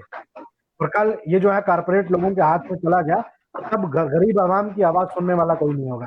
तब गरीब आवाम जो है ना, उनको अपने हकूक नहीं मिलने, फिर वही होगा जिस स्पीड के साथ आज अमीर अमीर होता जा रहा है और गरीब गरीब होता जा रहा है। हमें इस सियासत को समझने की जरूरत है। और जो नैरेटिव जो हमारे बीच में देने की कोशिश कर रहे हैं, जो नैरेटिव हमारे बीच में लाया जा रहा है, बीजेपी का इतना मजबूत आईटी सेल है कि वो कोई भी चीज हो, आप देखेंगे कि जब जो शाहीन बाग में जो प्रोटेस्ट चल रहा है एनडीए, उसको किस तरीके से नरेंद्र मोदी साहब खुद एक जगह से खड़े होकर ये कहते हैं कि ये लोग कपड़ों से पहचाने जा रहे हैं। उसके बाद जब बाकी हिंदुस्तान की यूनिवर्सिटीज में प्रोटेस्ट होते हैं, अगर स्टूडेंट अपने फेलोशिप के लिए बाकी डिमांड्स की बात करते हैं तो उनको बहुत एक तरीके के साथ स्ट्रेटेजी के साथ जोड़ा जाता है कि ये टुकड़े टुकड़े गैंग के लोग हैं। फिर अगर कोई और प्रोटेस्ट करेगा वो अर्बन नक्सल हो जाएगा। आज जब इस हजूम में, क्योंकि पंजाब में ज्यादा पॉपुलेशन है सिख लोगों की, तो वहां से अगर पंजाब के लोग अगर हरियाणा के आए, उन्होंने अगर सर पर पगड़ियां बांधी हुई है, तो उसको एक बहुत बेहतरीन तरीके से एक स्ट्रेटेजी से इनके आईटी सेल ने लिंक कर दिया जाके ये खालिस्तान के लोग हैं। इस चीज को हमें समझने की जरूरत है। आज जितने भी लोग सड़कों पे हैं वो हिंदुस्तान की कॉन्स्टिट्यूशन को बचाने की बात कर रहे हैं, वो लोग आइडिया ऑफ इंडिया की बात कर रहे हैं, वो आइडिया ऑफ इंडिया जो मौलाना अबुल कलाम आजाद ने दिया था, वो आइडिया ऑफ इंडिया जिसकी भीमराव अंबेडकर ने बुनियाद रखी थी। हम तो यही सोचते हैं, आज अगर कोई भी डिमांड करता है तो हम सिर्फ ये कहते हैं कि उस आइडिया ऑफ इंडिया जो है उसको इम्प्लीमेंट करने की जरूरत है। आप हिंदुस्तान को एक कॉन्स्टिट्यूशन पर चलाइए। ये किसी की बात की जागीर नहीं है कि कोई इंसान आएगा वो अपनी मर्जी से चलाने की शुरू कहेगा, कोई दूसरा आएगा वो अपनी मर्जी से। इसमें एक बेहतरीन कॉन्स्टिट्यूशन है हमारे पास, सबको अपने हकूक देता है। और हम लोग भी यही डिमांड करते हैं कि आप आज इस देश की सरकार में अगर हैं तो आप इस मुल्क को हिंदुस्तान के कॉन्स्टिट्यूशन के मुताबिक चलाने की कोशिश करें। और आज जो लोग सड़कों पे हैं, आप उनकी डिमांड को सुने और डेमोक्रेसी को मजबूत करें और उन लोगों की डिमांड को पूरा करें।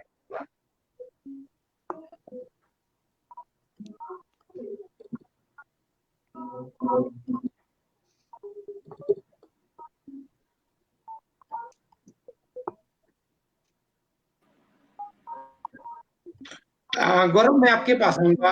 जैसा न्याजी साहब ने बताया कि जमहूरियत में ये हक है हमारा कि हम अपनी आवाज को, मैं आपके पास इसलिए आना चाहूंगा कि आप युवा हैं। जम्मू के अंदर जब 4G की मांग की गई तो एक भारतीय जनता पार्टी के एक नेता ने ये कहा कि ये दहशतगर्द हैं, ये टेररिस्ट हैं। तो ऐसी पार्टी को लोग फिर क्यों चुनते हैं, फिर क्यों पार्टी बनते हैं? ऐसी हमें कैसी पार्टी, कैसी सरकार को चुनना चाहिए जो आम आदमी की आवाज सुने? जी ख्वाजा साहब, आपने बहुत अच्छा पॉइंट किया कि जब मैंने आपके चैनल के माध्यम से एक अपील किया था कि वो काफी वायरल हो गई थी वो वीडियो, मेरे काफी सारे दोस्त काफी सारे विदेश से हैं, तो उनको भी मैंने कहा था, मैं कहा प्लीज स्प्रेड कीजिए। मेरा अकाउंट बंद हो गया, फिर मैंने नया अकाउंट बनाया। तो मतलब आवाज को दबा देना, 4G बंद करना आपने कारण नहीं दिया, कारण ये दिया कि इंसर्जेंसी है जम्मू कश्मीर में। अभी से थोड़ी, पिछले 70 साल से है, दहशतगर्दी अभी से नहीं है, काफी टाइम से है। पहले क्यों नहीं बंद हुआ? इसके पीछे बंद करने का कारण यही था क्योंकि जब आर्टिकल 370 एब्रोगेट किया जो शोर शराबा कत्लेआम सड़कों पर हुआ वो पूरे 130 करोड़ देशवासियों तक ना पहुंचे, क्योंकि अगर वो खुल के सबके सामने आ जाएगा तो ये इशू तो बहुत बढ़ जाएगा। और जेएनके के साथ कोई खड़े होने वाला नहीं है, ये तो जेएनके ही है, जम्मू कश्मीर के लोग हैं, जम्मू कश्मीर की आवाम है, चाहे हिंदू हो, मुसलमान हो, सिख हो, ईसाई हो, क्रिश्चियन हो, बिल्कुल जम्मू कश्मीर के लोग पूरे देश के साथ खड़े होते हैं। फार्मर बिल हमने डिस्कस भी नहीं किया, हमारा 4G का मसला है, क्योंकि हमारी आवाज कब से दबी गई। कोई भी किसी भी इंडिया के लीडर को ही ले लो, चलो लोगों को क्या ही लेना कि जम्मू कश्मीर उनके लिए जम्मू कश्मीर सिर्फ एक पॉलिटिकल एजेंडा है। जम्मू कश्मीर, राम मंदिर, बाबरी मस्जिद, ये मंदिर मस्जिद का मसला इन्होंने बना दिया। जम्मू के लोगों से पूछो आप कितनी बार वैष्णो देवी जाते हो, तो राम मंदिर में जो वहाँ अयोध्या वाले एरिया में जो लोग रहते हैं कितनी बार जाएंगे वो? किसी ने अगर दुआ करनी है, फरियाद करनी है, अपने घर पर करता है वो सबसे पहले। तो ये इशू इसलिए बना दिया गया क्योंकि जो सो कॉल्ड हिंदू है उनको हिंदू होने का फक्र हो, जो सो कॉल्ड मुस्लिम है उनको मुसलमान होने का एक गुरूर हो। जरूर। मेरे एक इकोनॉमिक्स के प्रोफेसर हैं, प्रोफेसर आइए यहाँ पे, मुस्लिम है वो, इथोपिया से। तो मैंने उन्हें कहा प्रोफेसर आइए कभी आप इंडिया, कहते हैं in India it's safer to be a cow than to be a Muslim. एक प्रोफेसर ने मेरे सामने, मैं अपनी क्लास में इंडिया से एक ही था, तो काफी शर्मनाक बात है, क्योंकि मैं अगर इंडिया से हूं इसका मतलब हिंदू मुस्लिम सिख ईसाई आपस में है भाई भाई, कॉन्स्टिट्यूशन हमारा कहता है, लेकिन प्रैक्टिकलिटी में ऐसा नहीं होता। मुसलमान को कह दिया गया कि नहीं आप दहशतगर्द हैं, मुसलमान को आप कह रहे हैं कि आप इस मुल्क में नहीं रह सकते, सिख को आप कह रहे हैं कि आप खालिस्तानी हैं, वो सिख धर्म को कह रहे हैं कि आप खालिस्तानी हैं जिस सिख धर्म ने सबसे ज्यादा कुर्बानी देश के लिए दी। इंडियन आर्मी में, हमारे डिफेंस फोर्सेस में सिख धर्म सबसे आगे, बहादुरी की अगर कहीं बात है सिख धर्म सबसे आगे। पूरे दुनिया में अगर कहीं पे आपदा आ जाए खालसा एड सबसे पहले पहुंचता है। सीरिया में खालसा एड पहुंचा, आरएसएस गई वहां। केरला में फ्लड आए थे, खालसा एड पहुंची, मैंने कोई आरएसएस का मेंबर नहीं देखा वहां। ये मेंबर आपको सिर्फ बाबरी मस्जिद और राम मंदिर के एरिया के पे ही दिखेंगे। और एक एक्ट्रेस कंगना रनौत, वो एक बूढ़ी लेडी, मेरी दादी की उम्र की लेडी को कह रही है 100 रुपए पे बिकी है। अरे जिसकी उम्र 80-85 साल है वो 100 रुपया लेके क्या करेगी? जहन, मंद बुद्धि। ये ऑफ कोर्स ये अकेले बंदे का काम नहीं है, इन्फ्लुएंस किया जाता है पीछे से कि हम आपको बैक करेंगे। उनके घर की 4 दीवार टूट गई थी, पूरे इंडिया ने सपोर्ट किया उनको, सबसे ज्यादा सपोर्ट शायद पंजाब से मिला होगा उनको। आज फार्मर का प्रोटेस्ट आके कह रहे हैं कि नहीं ये तो देश के खिलाफ गलत कर रहे हैं। उसी कंगना रनौत को पूछ लो कॉन्स्टिट्यूशन बता, कौन सा आर्टिकल में कौन सा बिल है बता, नहीं बता पाएगी वो। तो ये बस बना दिया गया कि जिसके पास हाइप है, जिसके पास लाइमलाइट है, उसको आगे कर दिया गया। हमारा कॉन्स्टिट्यूशन का बेसिक पिलर खतरे में है सर। आर्टिकल 370 हटाया गया, अनकॉन्स्टिट्यूशनल था, बिना असेंबली के हटाया गया। और सरकार, कई थिंक टैंक्स कहते हैं कि ये हटाया गया, ये कॉन्स्टिट्यूशनल है या कॉन्स्टिट्यूशनल नहीं है, it is yet to be decided. अरे जब हटा ही दिया अब क्या येट टू बी डिसाइडेड? अब इस चीज पे कौन जवाब देगा कि जब जम्मू में लोग आएंगे, लैंड प्राइस इंक्रीज होगा, तो जम्मू के लोग कहां जाएंगे? हमारे पास तो पैन इंडिया का कंपटीशन हो गया सर। पहले तो हम बेसिक नेसेसिटीज के लिए डिमांड करते हैं, अब हमारे साथ पैन इंडिया का कंपटीशन है। एक भी डीम्ड यूनिवर्सिटी नहीं है जम्मू कश्मीर में, और यहाँ पे हमको पूरे इंडिया से कम्पीट करना। हम करेंगे सर, हम अभी तक लड़ते आए हैं, आगे भी लड़ेंगे। ज़िशान सईद, मैं आपके पास आऊँगा। जैसे गौरव जी ने बात की कि हमारे पास जो है अच्छा इंफ्रास्ट्रक्चर नहीं है, हम जम्मू कश्मीर की बात भी करेंगे। यहाँ हेल्थ सिस्टम को ले लो, उतना एडवांस नहीं है, एजुकेशन सिस्टम अच्छा नहीं है। अगर पूरे मुल्क हमारे हिंदुस्तान के अंदर अगर ऐसा सिस्टम अच्छा होता तो मुझे नहीं लगता कि गौरव सल्होत्रा इस वक़्त इतनी बाहर दूर जाके बैठ के अपनी पढ़ाई मुकम्मल करने के चक्कर में होते। आप क्या समझते हैं कि इस वक़्त जो डेवलपमेंट के काम है, जो फलाह बहबूद के काम है, उनसे अटेंशन जो है वो डाइवर्ट करने के लिए सरकारें ऐसे काम कर रही हैं या इसके पीछे भी कोई और मंशा है? महमूद भाई, राहत इंदौरी साहब एक बहुत बड़े शायर गुजरे हैं, तो उनने इस पूरे सिस्टम को एक्सपोज करते हुए चंद अशार कहे थे जो मैं आपके जरिए अपने पैनलिस्ट तक और आपको देखने वालों तक पहुंचाना चाहता हूं। तो उन्होंने कहा था कि झूठों ने झूठों से कहा है सच बोलो, सरकारी ऐलान हुआ है सच बोलो, घर के अंदर झूठों की एक मंडी है, दरवाजे पे लिखा हुआ है सच बोलो, और गंगा मैया डूबने वाले अपने थे, नाव में किसने छेद किया है सच बोलो। सच बोलो, बहुत खूब। और ये बात मैं इसलिए, ये अशार मैंने पढ़े हैं क्योंकि दुनिया का सबसे झूठा प्राइम मिनिस्टर जो है वो हमने अपने सिरों का ताज बना के रखा हुआ है। कप धोने वाले को जब आप देश चलाने के लिए दे देते हैं तो उससे आप ये एक्सपेक्ट करते हैं कि वो अच्छी पॉलिसीज बनाएगा, तो मुझे नहीं लगता कि वो बना पाएगा कभी भी। और जहां तक आपने ये बात कही थी कि इसके पीछे सरकार की क्या मंशा है, सरकार की कोई मंशा है ही नहीं। सरकार को पता ही नहीं है कि उन्हें करना क्या है। उनको सिर्फ ये पता है कि हमें इलेक्शन लड़ने के लिए पैसा चाहिए और वो पैसा हमें कॉर्पोरेट देगा। वो पैसा ना हमें महमूद ख्वाजा साहब दे सकते हैं, ना मैडम जीवन ज्योति जी दे सकती हैं, ना जिशान दे सकता है। वो पैसा अताउल्लाह न्याजी भी नहीं दे सकता। वो पैसा अगर कोई देगा तो वो अंबानी देगा, अडानी देगा, नीरव मोदी देगा या विजय माल्या देगा।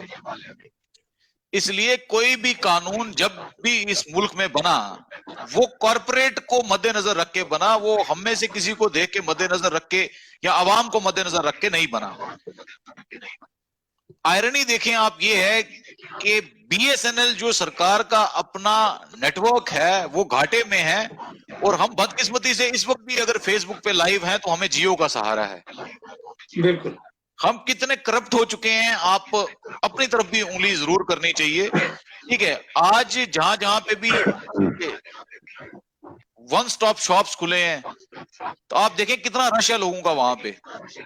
रिलायंस पंप पे 1 रुपए लीटर तेल कम मिलता है तो लोग वहां से लेना प्रेफर करते हैं, लेकिन जो हिंदुस्तान की गवर्नमेंट की एजेंसीज हैं, भारत पेट्रोलियम है, हिंदुस्तान पेट्रोलियम है, वहां से लोग जहां पे रिलायंस का पंप हो वहां से तेल नहीं भरवाते। क्यों? उनको वहां पे 1 रुपए सस्ता मिलता है। और वो 1 रुपया जो है, मुझे लगता है कि 1 ही रुपया अगर गवर्नमेंट को वो देंगे पर लीटर, तो पेट्रोलियम पे तो उनने पहले से ही कब्जा कर लिया था। अब कंट्रैक्ट फार्मिंग में वो इसलिए आना चाहते हैं ताकि जिस तरह बिहार की हालत हुई है, बिहार में 1500 रुपए गेहूं की एमएसपी है 1 क्विंटल की, लेकिन वहां पे मार्केट्स नहीं है, जिसकी वजह से वो 800 रुपए किलो में बेचने के लिए किसान मजबूर है। यही एक वजह है कि बिहार का किसान उठ के पंजाब में आके मजदूरी करता था। लेकिन आज जिस वक्त ये लॉज आए हैं तो आप देखें कि इन लॉज से जो लोग इंटरडिपेंडेंट हैं वो भी खत्म हो जाएंगे। गवर्नमेंट की मंशा पर सवाल करने का तो सवाल ही नहीं बनता, क्योंकि हम लोगों ने खुद इसको गवर्नमेंट बनाया, भारतीय जनता पार्टी की गवर्नमेंट बनाई, चाहे उनका कोई भी नरेशन था। लेकिन आज आपको ये चीज माननी पड़ेगी कि आज गवर्नमेंट माइट इज राइट के मापदंड पे चल रही है। माइट इज राइट इनके हाथ में। जिशान भाई आपके लिए जिशान साहब आपके लिए एक सवाल आया है। रफाकत अली भट्ट लिखते हैं, सर एक क्वेश्चन है हमारा, जो लीडर 370 को वापस लेने की बात कर रहे हैं डीडीसी इलेक्शन में, 1 साल हो गया, अगर वो लीडर फार्मर्स की तरह दिल्ली की तरफ रुख करते तो आज बात कुछ और ही होती। जिशान साहब का ओपिनियन क्या है आप? महमूद भाई, कहता हूं वही बात, समझता हूं जिसे हक। और मुझे ये लगता है कि जम्मू कश्मीर में और पंजाब में एक जाहिर फर्क है कि कश्मीरी को मिलिटेंट कहने में, आप तो मिलिटेंट टर्म ही खत्म कर दी 370 की एब्रोगेशन के बाद, टेररिस्ट कहने में यूनियन ऑफ इंडिया को 1 मिनट भी नहीं लगता। ना ही हमारे मौत की कोई अकाउंटेबिलिटी है कि अगर हम लोग मरेंगे तो किसी की कोई पूछताछ होगी। आप दिल्ली जाने की बात करते हो, जो मजदूर कोटरंका से उठ के शोपियान में मजदूरी करने गए थे, जब उनका फेक एनकाउंटर हुआ उसके बाद क्या हुआ? ये एक सवालिया निशान है हिंदुस्तान की गवर्नमेंट पर, जो सबसे बड़ी जमहूरियत है इस दुनिया की।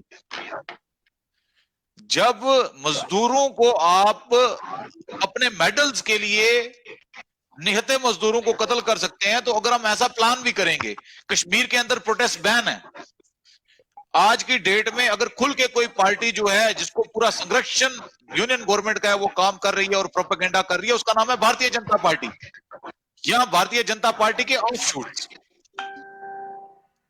लेकिन आज की डेट में मुझे ये लगता है कि 370 को वापस लाना अगर आपने है तो आपको पॉलिटिकल रेवोल्यूशन की जरूरत है। उसके लिए आपको वो माइंड तैयार करने हैं, वो स्ट्रेटजी तैयार करनी है और आईने हिंद को पढ़ के और उसकी लिमिटेशंस को देखना है कि हम किन लिमिटेशंस तक जा सकते हैं। मध्य प्रदेश के चीफ मिनिस्टर कह रहे हैं कि हम अपने यहाँ पे जॉब्स को रिजर्व करेंगे यहाँ के लोकल यूथ के लिए, और जो प्रोटेक्शन हमें पहले से मिली हुई थी वो प्रोटेक्शन हमसे छीन रहे हैं। क्यों? क्योंकि हम मुस्लिम मेजॉरिटी स्टेट हैं। I am really very sorry to say, but it is a sad fact. मुसलमान जब दिल्ली के लिए निकलेगा तो वो उग्रवादी होगा, आतंकवादी होगा। सरदार जब दिल्ली के लिए प्रोटेस्ट करने निकलेगा तो वो खालिस्तानी होगा। जब कोई ट्राइबल जो है वो प्रोटेस्ट करने के लिए निकलेगा तो वो नक्सलाइट होगा। मैं आपको एक चीज कहना चाहूंगा, इससे ज्यादा मैं कुछ नहीं कहूंगा। महमूद भाई, लड़ाई 3 चीजों की है पूरे हिंदुस्तान में, वो है जल, जंगल और जमीन। पानी, जंगल और जमीन। जिनके पावर प्रोजेक्ट्स हैं उनको पानी चाहिए, जिनको पूरी दुनिया में अनाज बेचना है उनको हमारी फार्मिंग चाहिए, हमारे फॉरेस्ट चाहिए, हमारी जमीनें चाहिए। जिनको हमारे रिसोर्सेज चाहिए उनको हमारे पहाड़ चाहिए। जिंदल से लेके अंबानी तक जितने भी ये लोग हैं, इन लोगों का फोकस जो है वो है जल, जंगल, जमीन। और अब आप देखें कि आज 5 अगस्त 2019 के बाद जब हमारा ऑपरेशन किया गया जम्मू कश्मीर का, उसमें भी इन्हीं 3 चीजों पे इनका मेन फोकस है। अगर आपको लगता है कि पंजाब का कोई शख्स जल्दी जल्दी उठ के कश्मीर रहने चला जाएगा, ऐसा नहीं होगा। वहां पे सिर्फ कॉर्पोरेट जाएगा। और आपकी जानकारी के लिए बता दूं कि बाबा रामदेव को सांबा में जगह अलॉट हो चुकी है। वैसे ही बड़े बड़े जो बाबे हैं उनको हमारी गवर्नमेंट फैसिलिटेट कर रही है। 2 लाख कनाल जगह हमारी यूटी एडमिनिस्ट्रेशन ने जो है वो एयरमार्क कर दी है इंडस्ट्रियल यूनिट्स के लिए। लेकिन वहां पे अताउल्ला न्याजी या जिशान नहीं कोई भी फैक्ट्री इंडस्ट्री लगा सकता। वहां पे वो इंडस्ट्री लगाएगा जो पूरी एडमिनिस्ट्रेशन को पैसा देगा और जो इनको इलेक्शंस के लिए फंडिंग करेगा। और अगर फिर भी हम प्रोटेस्ट करेंगे तो हम आतंकवादी हैं। ये विडंबना है हमारे देश की। महमूद भाई, आपको इस चीज को समझने की जरूरत है कि आज आप देखें किसानी की बात हर जगह पे हो रही है, तो क्या हमारे पुंछ में, क्या हमारे रजौरी में, क्या हमारे बाकी इलाका जात में किसान नहीं है? आपने कभी किसी फार्मर ऑर्गेनाइजेशन ने पूछा कि इतनी बर्फबारी हुई, क्या जाफरान का कितना नुकसान हुआ कश्मीर में? कितनी बर्फबारी हुई, फलों का कितना नुकसान हुआ कश्मीर में? 70 टूटने के बाद से लेके आज तक हमारा वहां पे लॉकडाउन है। हमारी कितनी फसल बर्बाद हुई, उसका हर्जाना, उसकी भरपाई कौन करेगा? कभी किसी ने, किसी फार्मर ऑर्गेनाइजेशन ने भी नहीं पूछा। तो गवर्नमेंट की क्या बात करनी। इस वक्त अपने हकूकों को लड़ने के लिए अगर हम बंदूक का रास्ता उठाते हैं तो हम आतंकवादी हैं। लेकिन अफसोस इस बात का है, अगर हम जमहूरी तरीके से अपनी बात रखते हैं तो भी हम आतंकवादी हैं। और आज जो भी भारतीय जनता पार्टी की बोली नहीं बोलेगा, सबसे आसान ये है कि आप उसको एंटी नेशनल का टैग लगा दीजिए। और आज बात हमारी प्लेट तक आ पहुंची है कि अगर ये लोग अभी धरने पे जो बैठे हुए हैं, इनने यहां फसलों की बुआई नहीं की, तो आप अनकरीब देखेंगे 2021 में हमारे यहां पर खाने पीने की चीजों का भी फुकदान हो जाएगा। आपने खुद देखा होगा टमाटर का रेट कहां पहुंच जाता है, प्याज का रेट कहां पहुंच जाता है, क्योंकि ये सब चीजें ग्रोथ पे रहती हैं कि जितनी ग्रोथ इनकी होगी, जितना ये मार्केट में अवेलेबल होगा, तो उसी पे इसके रेट्स डिसाइड होते हैं। लेकिन आज जब हमारे किसान जो है प्रोटेस्ट पे बैठे हैं और गवर्नमेंट उनकी सुध नहीं ले रही, तो मुझे ये लगता है कि आप देखेंगे 2021 में हमें काल पड़ जाएगा। हमें आज भी हंगर इंडेक्स में हम कहां पर हैं, माल न्यूट्रिशन में हम कहां पर हैं। ये सब चीजें किससे कनेक्टेड हैं? ये सब चीजें कनेक्टेड हैं गवर्नमेंट की पॉलिसीज से कि वो अपने किसान को किस तरह से मदद करना चाहती है। लेकिन हैरानी देखें कि गवर्नमेंट जो है वो बिल्कुल नॉन सीरियस है। जब आपका आरबीआई गवर्नर एमए हिस्ट्री होगा तो आपके मुल्क के साथ ऐसा होना तय है। जब आपका एक्स एचआरडी मिनिस्टर जो है वो फेक डिग्री वाला होगा तो आपके मुल्क का ये हाल होना तय है। जब आपके प्राइम मिनिस्टर की डिग्रीज फर्जी होंगी तो ये सब होना तय है। आज दोस्तों जंग जो है वो गोडसे और गांधी के विचारों की जंग है। आज आपको ये फैसला करना है कि आप कहां खड़े हो रहे हो, क्योंकि आज एक तबका बिल्कुल ऐसा आ चुका है जो गोडसे के मंदिर बना के गोडसे को पूज रहा है और सावरकर के लिए भारत रत्न मांग रहा है। ये सब चीजें इंटरकनेक्टेड है, आप इस चीज को समझिए। कंट्रैक्ट फार्मिंग जो है वो अमेरिका में क्यों कामयाब हुई? क्योंकि वहां पर सारा कॉर्पोरेट ने टेक ओवर कर लिया फार्मिंग को। अगर हम लोग ऐसा करेंगे, we are not a nation, we are a population, we need to understand this thing. यहां पे ये ऐसा मुल्क नहीं है जहां पे 3-4 लाख 3-4 करोड़ पॉपुलेशन है तो निजाम चल जाएगा। यहां पे 125 करोड़ आबादी है। मैं इसको नेशन नहीं कहता, ये पॉपुलेशन है। दुनिया की दूसरी सबसे बड़ी पॉपुलेशन चाइना के बाद। तो ये लोग मरेंगे, भूखे मरेंगे, माल न्यूट्रिशन से मरेंगे, पोल्यूशन की वजह से कैंसर से मरेंगे। और अब आप ये जो फार्म एक्ट ला रहे हैं तो भूखा मरना आप तय समझिए। आपके थाली से एक एक चीज करके कितनी वैरायटीज गायब हो गई हैं, ये आप खुद देख लीजिए। और अगर ऐसा ही चलता रहा और अगर ना अहल गवर्नमेंट फार्मर्स को कॉन्फिडेंस में नहीं ले सकी तो ये मोमेंट कहां जाएगा ये हम सोच भी नहीं सकते। क्योंकि गवर्नमेंट ने अपनी तरफ से हर कोशिश की उनको दिल्ली पहुंचने से रोकने की। आपने देखा होगा कि हमारे हरियाणा बॉर्डर पे किस तरह से जो है किसानों के ऊपर जो है वाटर कैनन चलाए गए, किस तरह से टीयर गैस शेलिंग की गई। जिस तरह पाकिस्तान फौज ने हिंदुस्तान पे हमला कर दिया हो या चाइना की फौज ने हिंदुस्तान पे हमला कर दिया हो। चाइना अगर लद्दाख से आपके अंदर आता है, आप में हिम्मत नहीं है आपकी फॉरेन पॉलिसी में कि आप उसको वहां से खदेड़ सकें। जब आपका किसान अपनी ही राजधानी में जाने के लिए घर से निकलता है तो आप जगह जगह पे बैरिकेड खड़े करते हैं। और हद तो ये है कि आप खड्डे खोद देते हैं अपने नेशनल हाईवे पे। उसकी भरपाई कौन करेगा? Tax payer. ये सब चीजें, मैं बिल्कुल जज्बाती नहीं होना चाहता था, लेकिन ये मुद्दा ऐसा है कि जिसपे खुल के बात करने की बहुत ज्यादा जरूरत है। और मुझे लगता है कि हर वो शख्स जो खाना खाता है उसको फार्मर्स को सपोर्ट करना चाहिए। इस वक्त एक मोटिव हमारे दिमाग में है कि इस गवर्नमेंट को झुकाना है, इस गवर्नमेंट की गलत नीतियों को जो है अपोज, एक्सपोज और डिपोज करना है।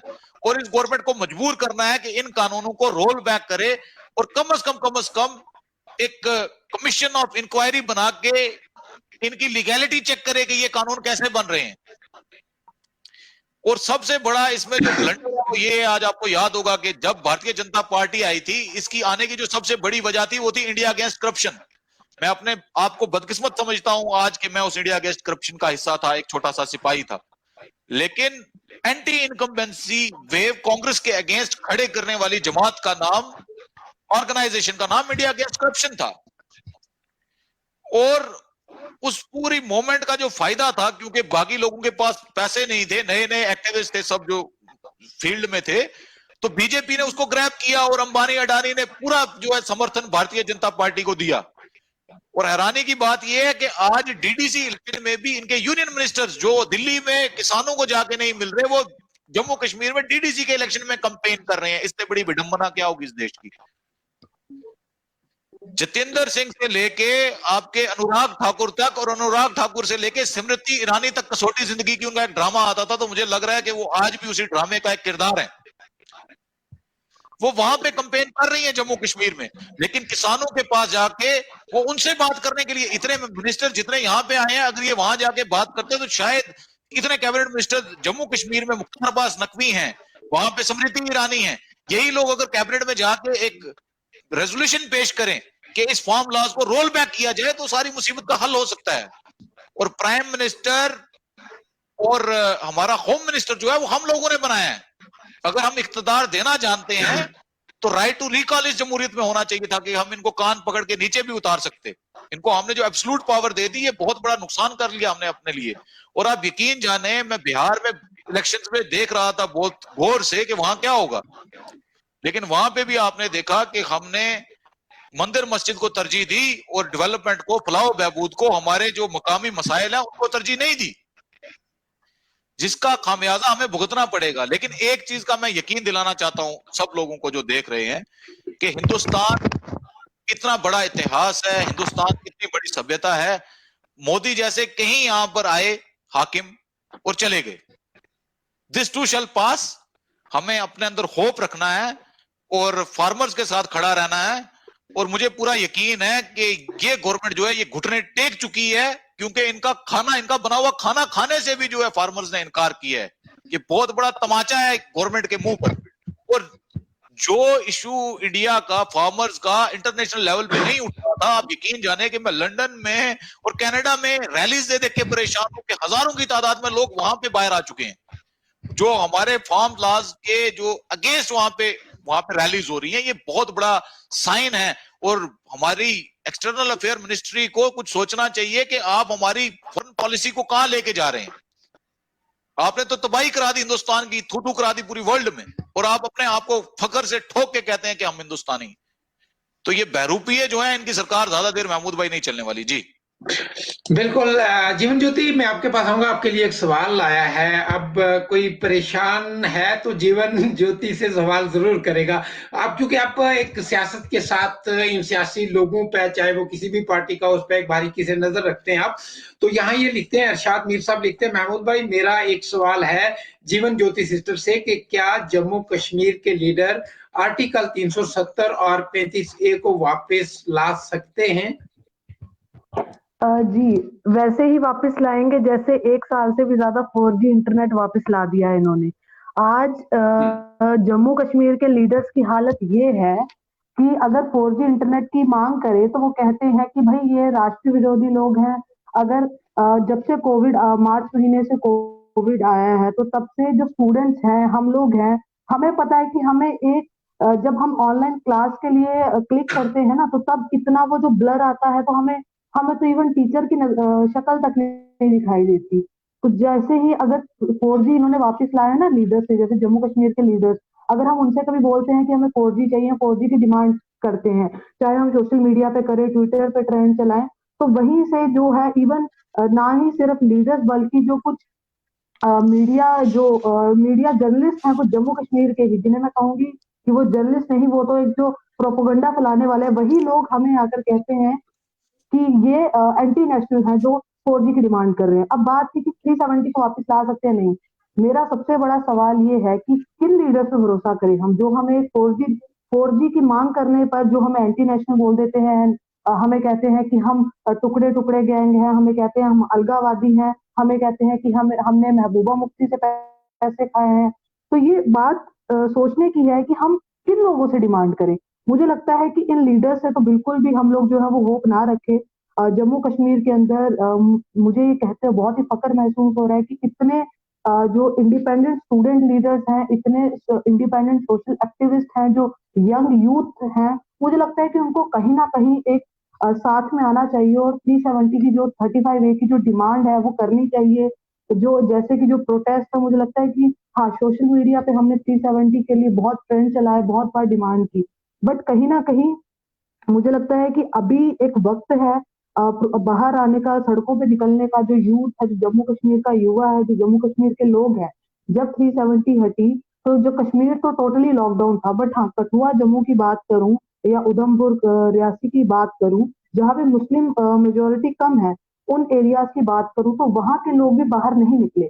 इवन कि वहां के लोग बहुत ज्यादा खुश हुए, 370 हट गई तो अच्छी बात है। जितने भी कश्मीरी मुस्लिम्स हैं या जितने भी जम्मू कश्मीर के मुस्लिम्स हैं, तो इन्हें जाकर जो है गवर्नमेंट परेशान करेगी। तो कहीं ना कहीं मुझे लगता है कि आज के टाइम पर जितने भी यूथ एक्टिविस्ट हैं, जो यूथ लीडर्स हैं जम्मू कश्मीर के, हमें कहीं ना कहीं उन लोगों से जाके पास उनसे बात करनी चाहिए कि हम लोग बाहर निकले, सड़कों पर निकले और 370 और 35A की जो डिमांड है वो सामने रखें।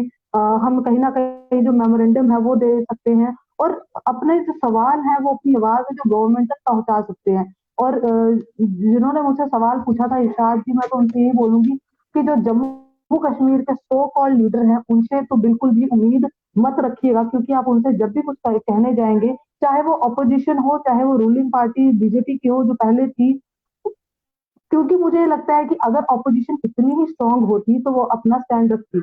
बट हाँ, ये भी एक चीज है कि हाँ, जब 370 हटी तो ऑपोजिशन, अब हमें पता नहीं है, मैं तो सीरियसली यही बोल रही हूँ, हो सकता है कि ऑपोजिशन स्टैंड ले लेती, ठीक है, पर वो नजरबंद उनको कर दिया गया। जितने भी सारे जो प्रोमिनेंट लीडर्स थे उनको कहीं ना कहीं जो है वो अरेस्ट कर लिया गया, हाउस अरेस्ट कर लिया गया। तो अब ये नहीं पता कि जो इस टाइम पे जो अपोजिशन है वो भी, अगर हम 4G की बात करें, मान लीजिए 370 और 35A के ऊपर अगर बात नहीं हो रही है, वो तो बिल्कुल सही है कि कहीं ना कहीं ये सब एक ही थाली के चक्के बट्टे हैं, क्योंकि सब चाहते हैं कि हाँ, हम आज हम लोग इसमें जीत कर आए। दूसरा कहता है कि आज तुम ये सीट ले लो, आज तुम जीत लो, कल हम लोग जीत लेंगे। तो कहीं ना कहीं मुझे लगता है कि लीडर्स जो आज के हैं, चाहे वो अपोजिशन के हैं या बीजेपी के हैं, उनसे डिमांड करना जो सही नहीं रहेगा। जो यूथ एक्टिविस्ट हैं, जो स्टूडेंट एक्टिविस्ट हैं, जो बाकी जो इंडिपेंडेंट ऑर्गेनाइजेशन है जम्मू कश्मीर के अंदर, जो युवा है, मुझे लगता है कि उसका खून अभी तक खोला नहीं है, तो उनका जो कहीं ना कहीं खून है वो जरूर खोलना चाहिए। कम से कम आप 370 की डिमांड करिए, 35A की डिमांड करिए, आप सड़कों पे आइए तो सही।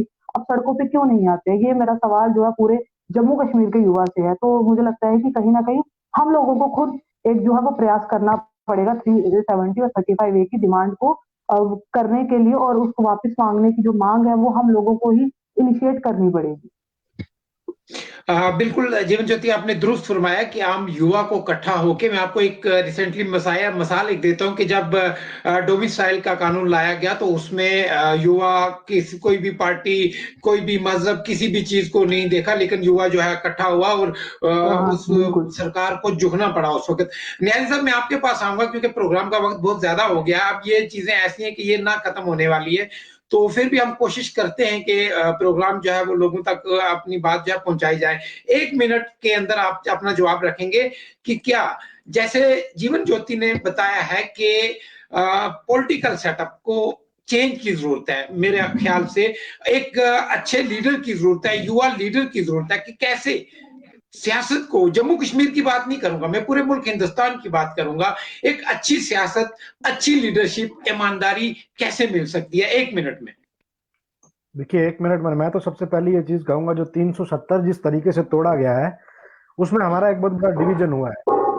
हम जम्मू कश्मीर में पहले भी सरकारें बने, बीजेपी ने भी इलेक्शन कंटेस्ट किए, कांग्रेस ने किए, नेशनल कॉन्फ्रेंस ने किए, लेकिन हमें हमेशा हमारा जम्मू कश्मीर का कोई लीडर नहीं रहा है एक, जिसका वहां की पब्लिक पे कुछ इन्फ्लुएंस हो। हम या तो कश्मीर वैली के लीडर रहे हैं या जम्मू के लीडर बन के सामने आए हैं। उसमें हुआ ये कि हमने एक सेक्शन को जो है उसके लीडर हम अपने आप को मानते रहे, दूसरी सेक्शन को इग्नोर किया। अगर हकीकत ये है कि कहीं ना कहीं जम्मू के डोगराज को भी छोड़ा गया, कश्मीर के कश्मीरीज को भी छोड़ा गया, राजौरी पुंछ के गुजर एंड पहाड़ीज को भी छोड़ा गया, लद्दाख के जो लद्दाखी हमारे भाई हैं उनको भी छोड़ा गया, उन पर किसी ने भी गौर नहीं की हमारे पॉलिटिकल लीडर ने। उसका हुआ ये कि उनका खुद का करप्ट माइंड था, उनके खुद के इंटरेस्ट थे, जिसमें उन्होंने सिर्फ अपना घर भरने की हमेशा कोशिश की है, ना कि आवाम के लिए सोचा है। आज उस चीज में हम लोग डिवाइड हुए कि जम्मू में एक बीजेपी आई, उसने कहा कि हम जम्मू के हित में बात करेंगे, हम जम्मू के लोगों की बात करेंगे, आप हमें वोट दीजिए। तो जब मैंडेट मेजोरिटी ने उनको दिया, उसके बाद वो सरकार में आए और 370 को हटाने के बाद भी एक सेक्शन जो आवाम की है उसको कहा गया कि 370 जो है आपकी डेवलपमेंट के लिए खतरा है, ये जम्मू कश्मीर में मिलिटेंसी का जरिया है और इसलिए हम 370 को हटा रहे हैं। तो उसमें उनको एक बहुत बड़ी आसानी हुई कि हमारा जो डिवीजन था, तो हम लोग उस चीज में आगे कि हो सकता है 370 ही जो है डेवलपमेंट के अगेंस्ट में हो, 370 की वजह से ही डेवलपमेंट ना हो। तो ये लोगों के जब जहनों में ये चीज गई, बहुत स्मार्ट तरीके से उन्होंने हमें डिवाइड किया और फिर हम पर आज रूल कर रहे हैं। तो इस चीज को समझने की जरूरत है। सवाल बहुत अच्छा पूछा कि क्या दोबारा से 370 को लागू किया जा सकता है या नहीं। तो आज वक्त की जरूरत है हमें ये समझने की कि रविश कुमार जी ने एक चीज कही थी कि not all battles are fought for victory, some are fought simply to tell the world that someone was there on the battlefield. तो इस चीज को समझने की जरूरत है। अगर आज हम जम्मू कश्मीर में 370 को लाने की वापसी की बात कर रहे हैं, स्टेटहुड का स्टेटस वापस लाने की बात कर रहे हैं, तो हमें अपने इंडिविजुअल इंटरेस्ट को साइड पे रखना पड़ेगा। हमें ये समझना पड़ेगा कि 370 का नुकसान जम्मू के डोगराज को भी है, कश्मीर के कश्मीरियों को भी है, राजौरी पुंछ के गुज्जर एंड पहाड़ी को भी है। और हमें एक ऐसा लीडर चाहिए फिर कि जो इन सबको, इन सारी कम्युनिटीज को एक प्लेटफॉर्म पर लेके आए। और हमें जम्मू कश्मीर रियासत को एज अ होल देखना है। हमने उसमें किसी कम्युनिटी को अलग करके नहीं देखना, किसी जो हमारा जोन है उसको अलग करके नहीं देखना है। और हकीकत यही है कि जो आर्टिकल 370 तोड़ा गया है या 35 से तोड़ा गया है, या स्टेटहुड का जो स्टेटस हमसे छीना गया है, उसका नुकसान जम्मू कश्मीर के हर एक जगह के इंसान को है, हर एक कम्युनिटी के आदमी को है। आज जम्मू में जो लोग बेचारे सड़कों पे आ रहे हैं कि हमारे साथ जो नाइंसाफी हुई है, तो उनको भी आज आवाज नहीं बुलंद करनी दी जा रही। अगर जम्मू कश्मीर में आज कोई, जम्मू में जब 4G की मांग की गई तो बीजेपी के एक नेताजी उठते हैं और उन्होंने ये कह दिया गया कि ये लोग, जो लोग आज 4G की बात कर रहे हैं, ये सभी लोग टेररिस्ट हैं। तो इस चीज को, इस जहन को हमें समझने की जरूरत है कि हमारे साथ बेसिकली हुआ क्या है। और आज वक्त है कि जब 370 की लड़ाई हम तब तक नहीं लड़ सकते हैं जब तक हम इंडिविजुअल इंटरेस्ट को साइड पर रख के इत्तेहाद नहीं करेंगे। क्योंकि आज जम्मू कश्मीर के तमाम लोगों को एक प्लेटफॉर्म पे आने की जरूरत है। इंडिविजुअल इंटरेस्ट को साइड पर रखिए। आज तमाम जो रियासत के लोग हैं, जो हमारी रियासत थी जम्मू कश्मीर, उसके लोगों को जो है वो नुकसान हुआ है। उन लोगों को जरूरत है कि वो एक प्लेटफॉर्म पे आए और एक पॉलिटिकल मूवमेंट का आगाज करें। और वहां पे भी हमें ये अपना स्टैंड क्लियर करना है कि हम उस पॉलिटिकल मूवमेंट को कैसे लड़ना चाह रहे हैं। आज जरूरत है कि हिंदुस्तान के झंडे को एक हाथ में पकड़ा जाए, हिंदुस्तान के आइन को एक हाथ में पकड़ा जाए, और फिर इस पॉलिटिकल मूवमेंट को जिस तरीके से आज फार्मर्स ने इस लड़ाई को लड़ा है, तो हम जो नौजवान लोग हैं, उसमें वो लोग जो जम्मू कश्मीर के हित की बात करते हैं, उन तमाम लोगों को सड़कों पर उतर के, चाहे वो दिल्ली जाना हो, चाहे कहीं भी जाना हो, अपने कॉन्स्टिट्यूशनल हदूद में रह के उस लड़ाई को लड़ने की जरूरत है। और मुझे उम्मीद है कि अगर हम इस लड़ाई को इस तरीके से मुत्तहिद होके, अपना इत्तेहाद बना के, तमाम कम्युनिटीज को, तमाम सेक्शन के लोगों को अगर एक प्लेटफॉर्म पर ले आते हैं, तो सरकार को झुकना पड़ेगा और हमें हमारा 370, 35A और हमारा रियासत का दर्जा इनको वापस देना पड़ेगा।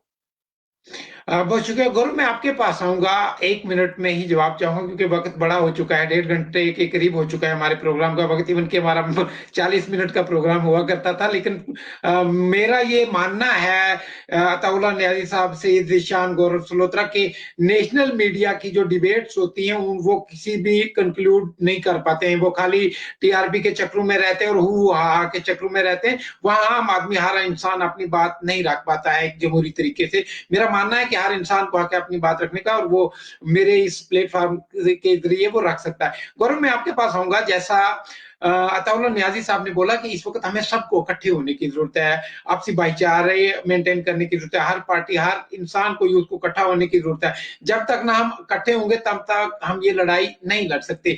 तो उन अनासर्स को कैसे देखते हैं आप, चाहे वो हिंदू के अंदर है, चाहे वो सिख के अंदर है, चाहे वो मुस्लिम्स के अंदर है, कि कैसे जोड़ा जाए? मुझे बहुत ही खुश हुआ था तब जब डोमिसाइल का मसला बना था कि सब यूथ को जब मैंने एक प्लेटफॉर्म पर देखा तो मुझे बड़ा अच्छा लगा। काफी डिबेट्स भी हुई थी, मुझे काफी कवरेज करने का भी मौका मिला था। लेकिन ऐसा पॉसिबल कैसे हो सकता है ग्राउंड पे? ऐसा कैसे हो सकता है कि हम एक दूसरे का दर्द समझेंगे?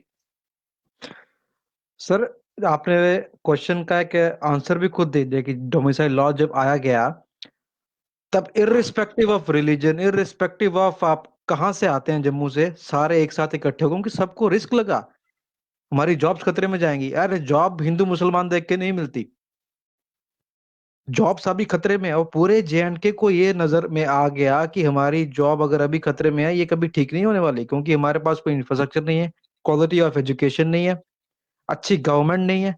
और गवर्नमेंट जब बनती है, हमारे को इश्यूज कभी पॉइंट आउट होते भी नहीं है। तो यूथ के पास एक ही ऑप्शन रह गया एक्टिविज्म करने का। तो उस टाइम यूथ एक्टिव हो गया।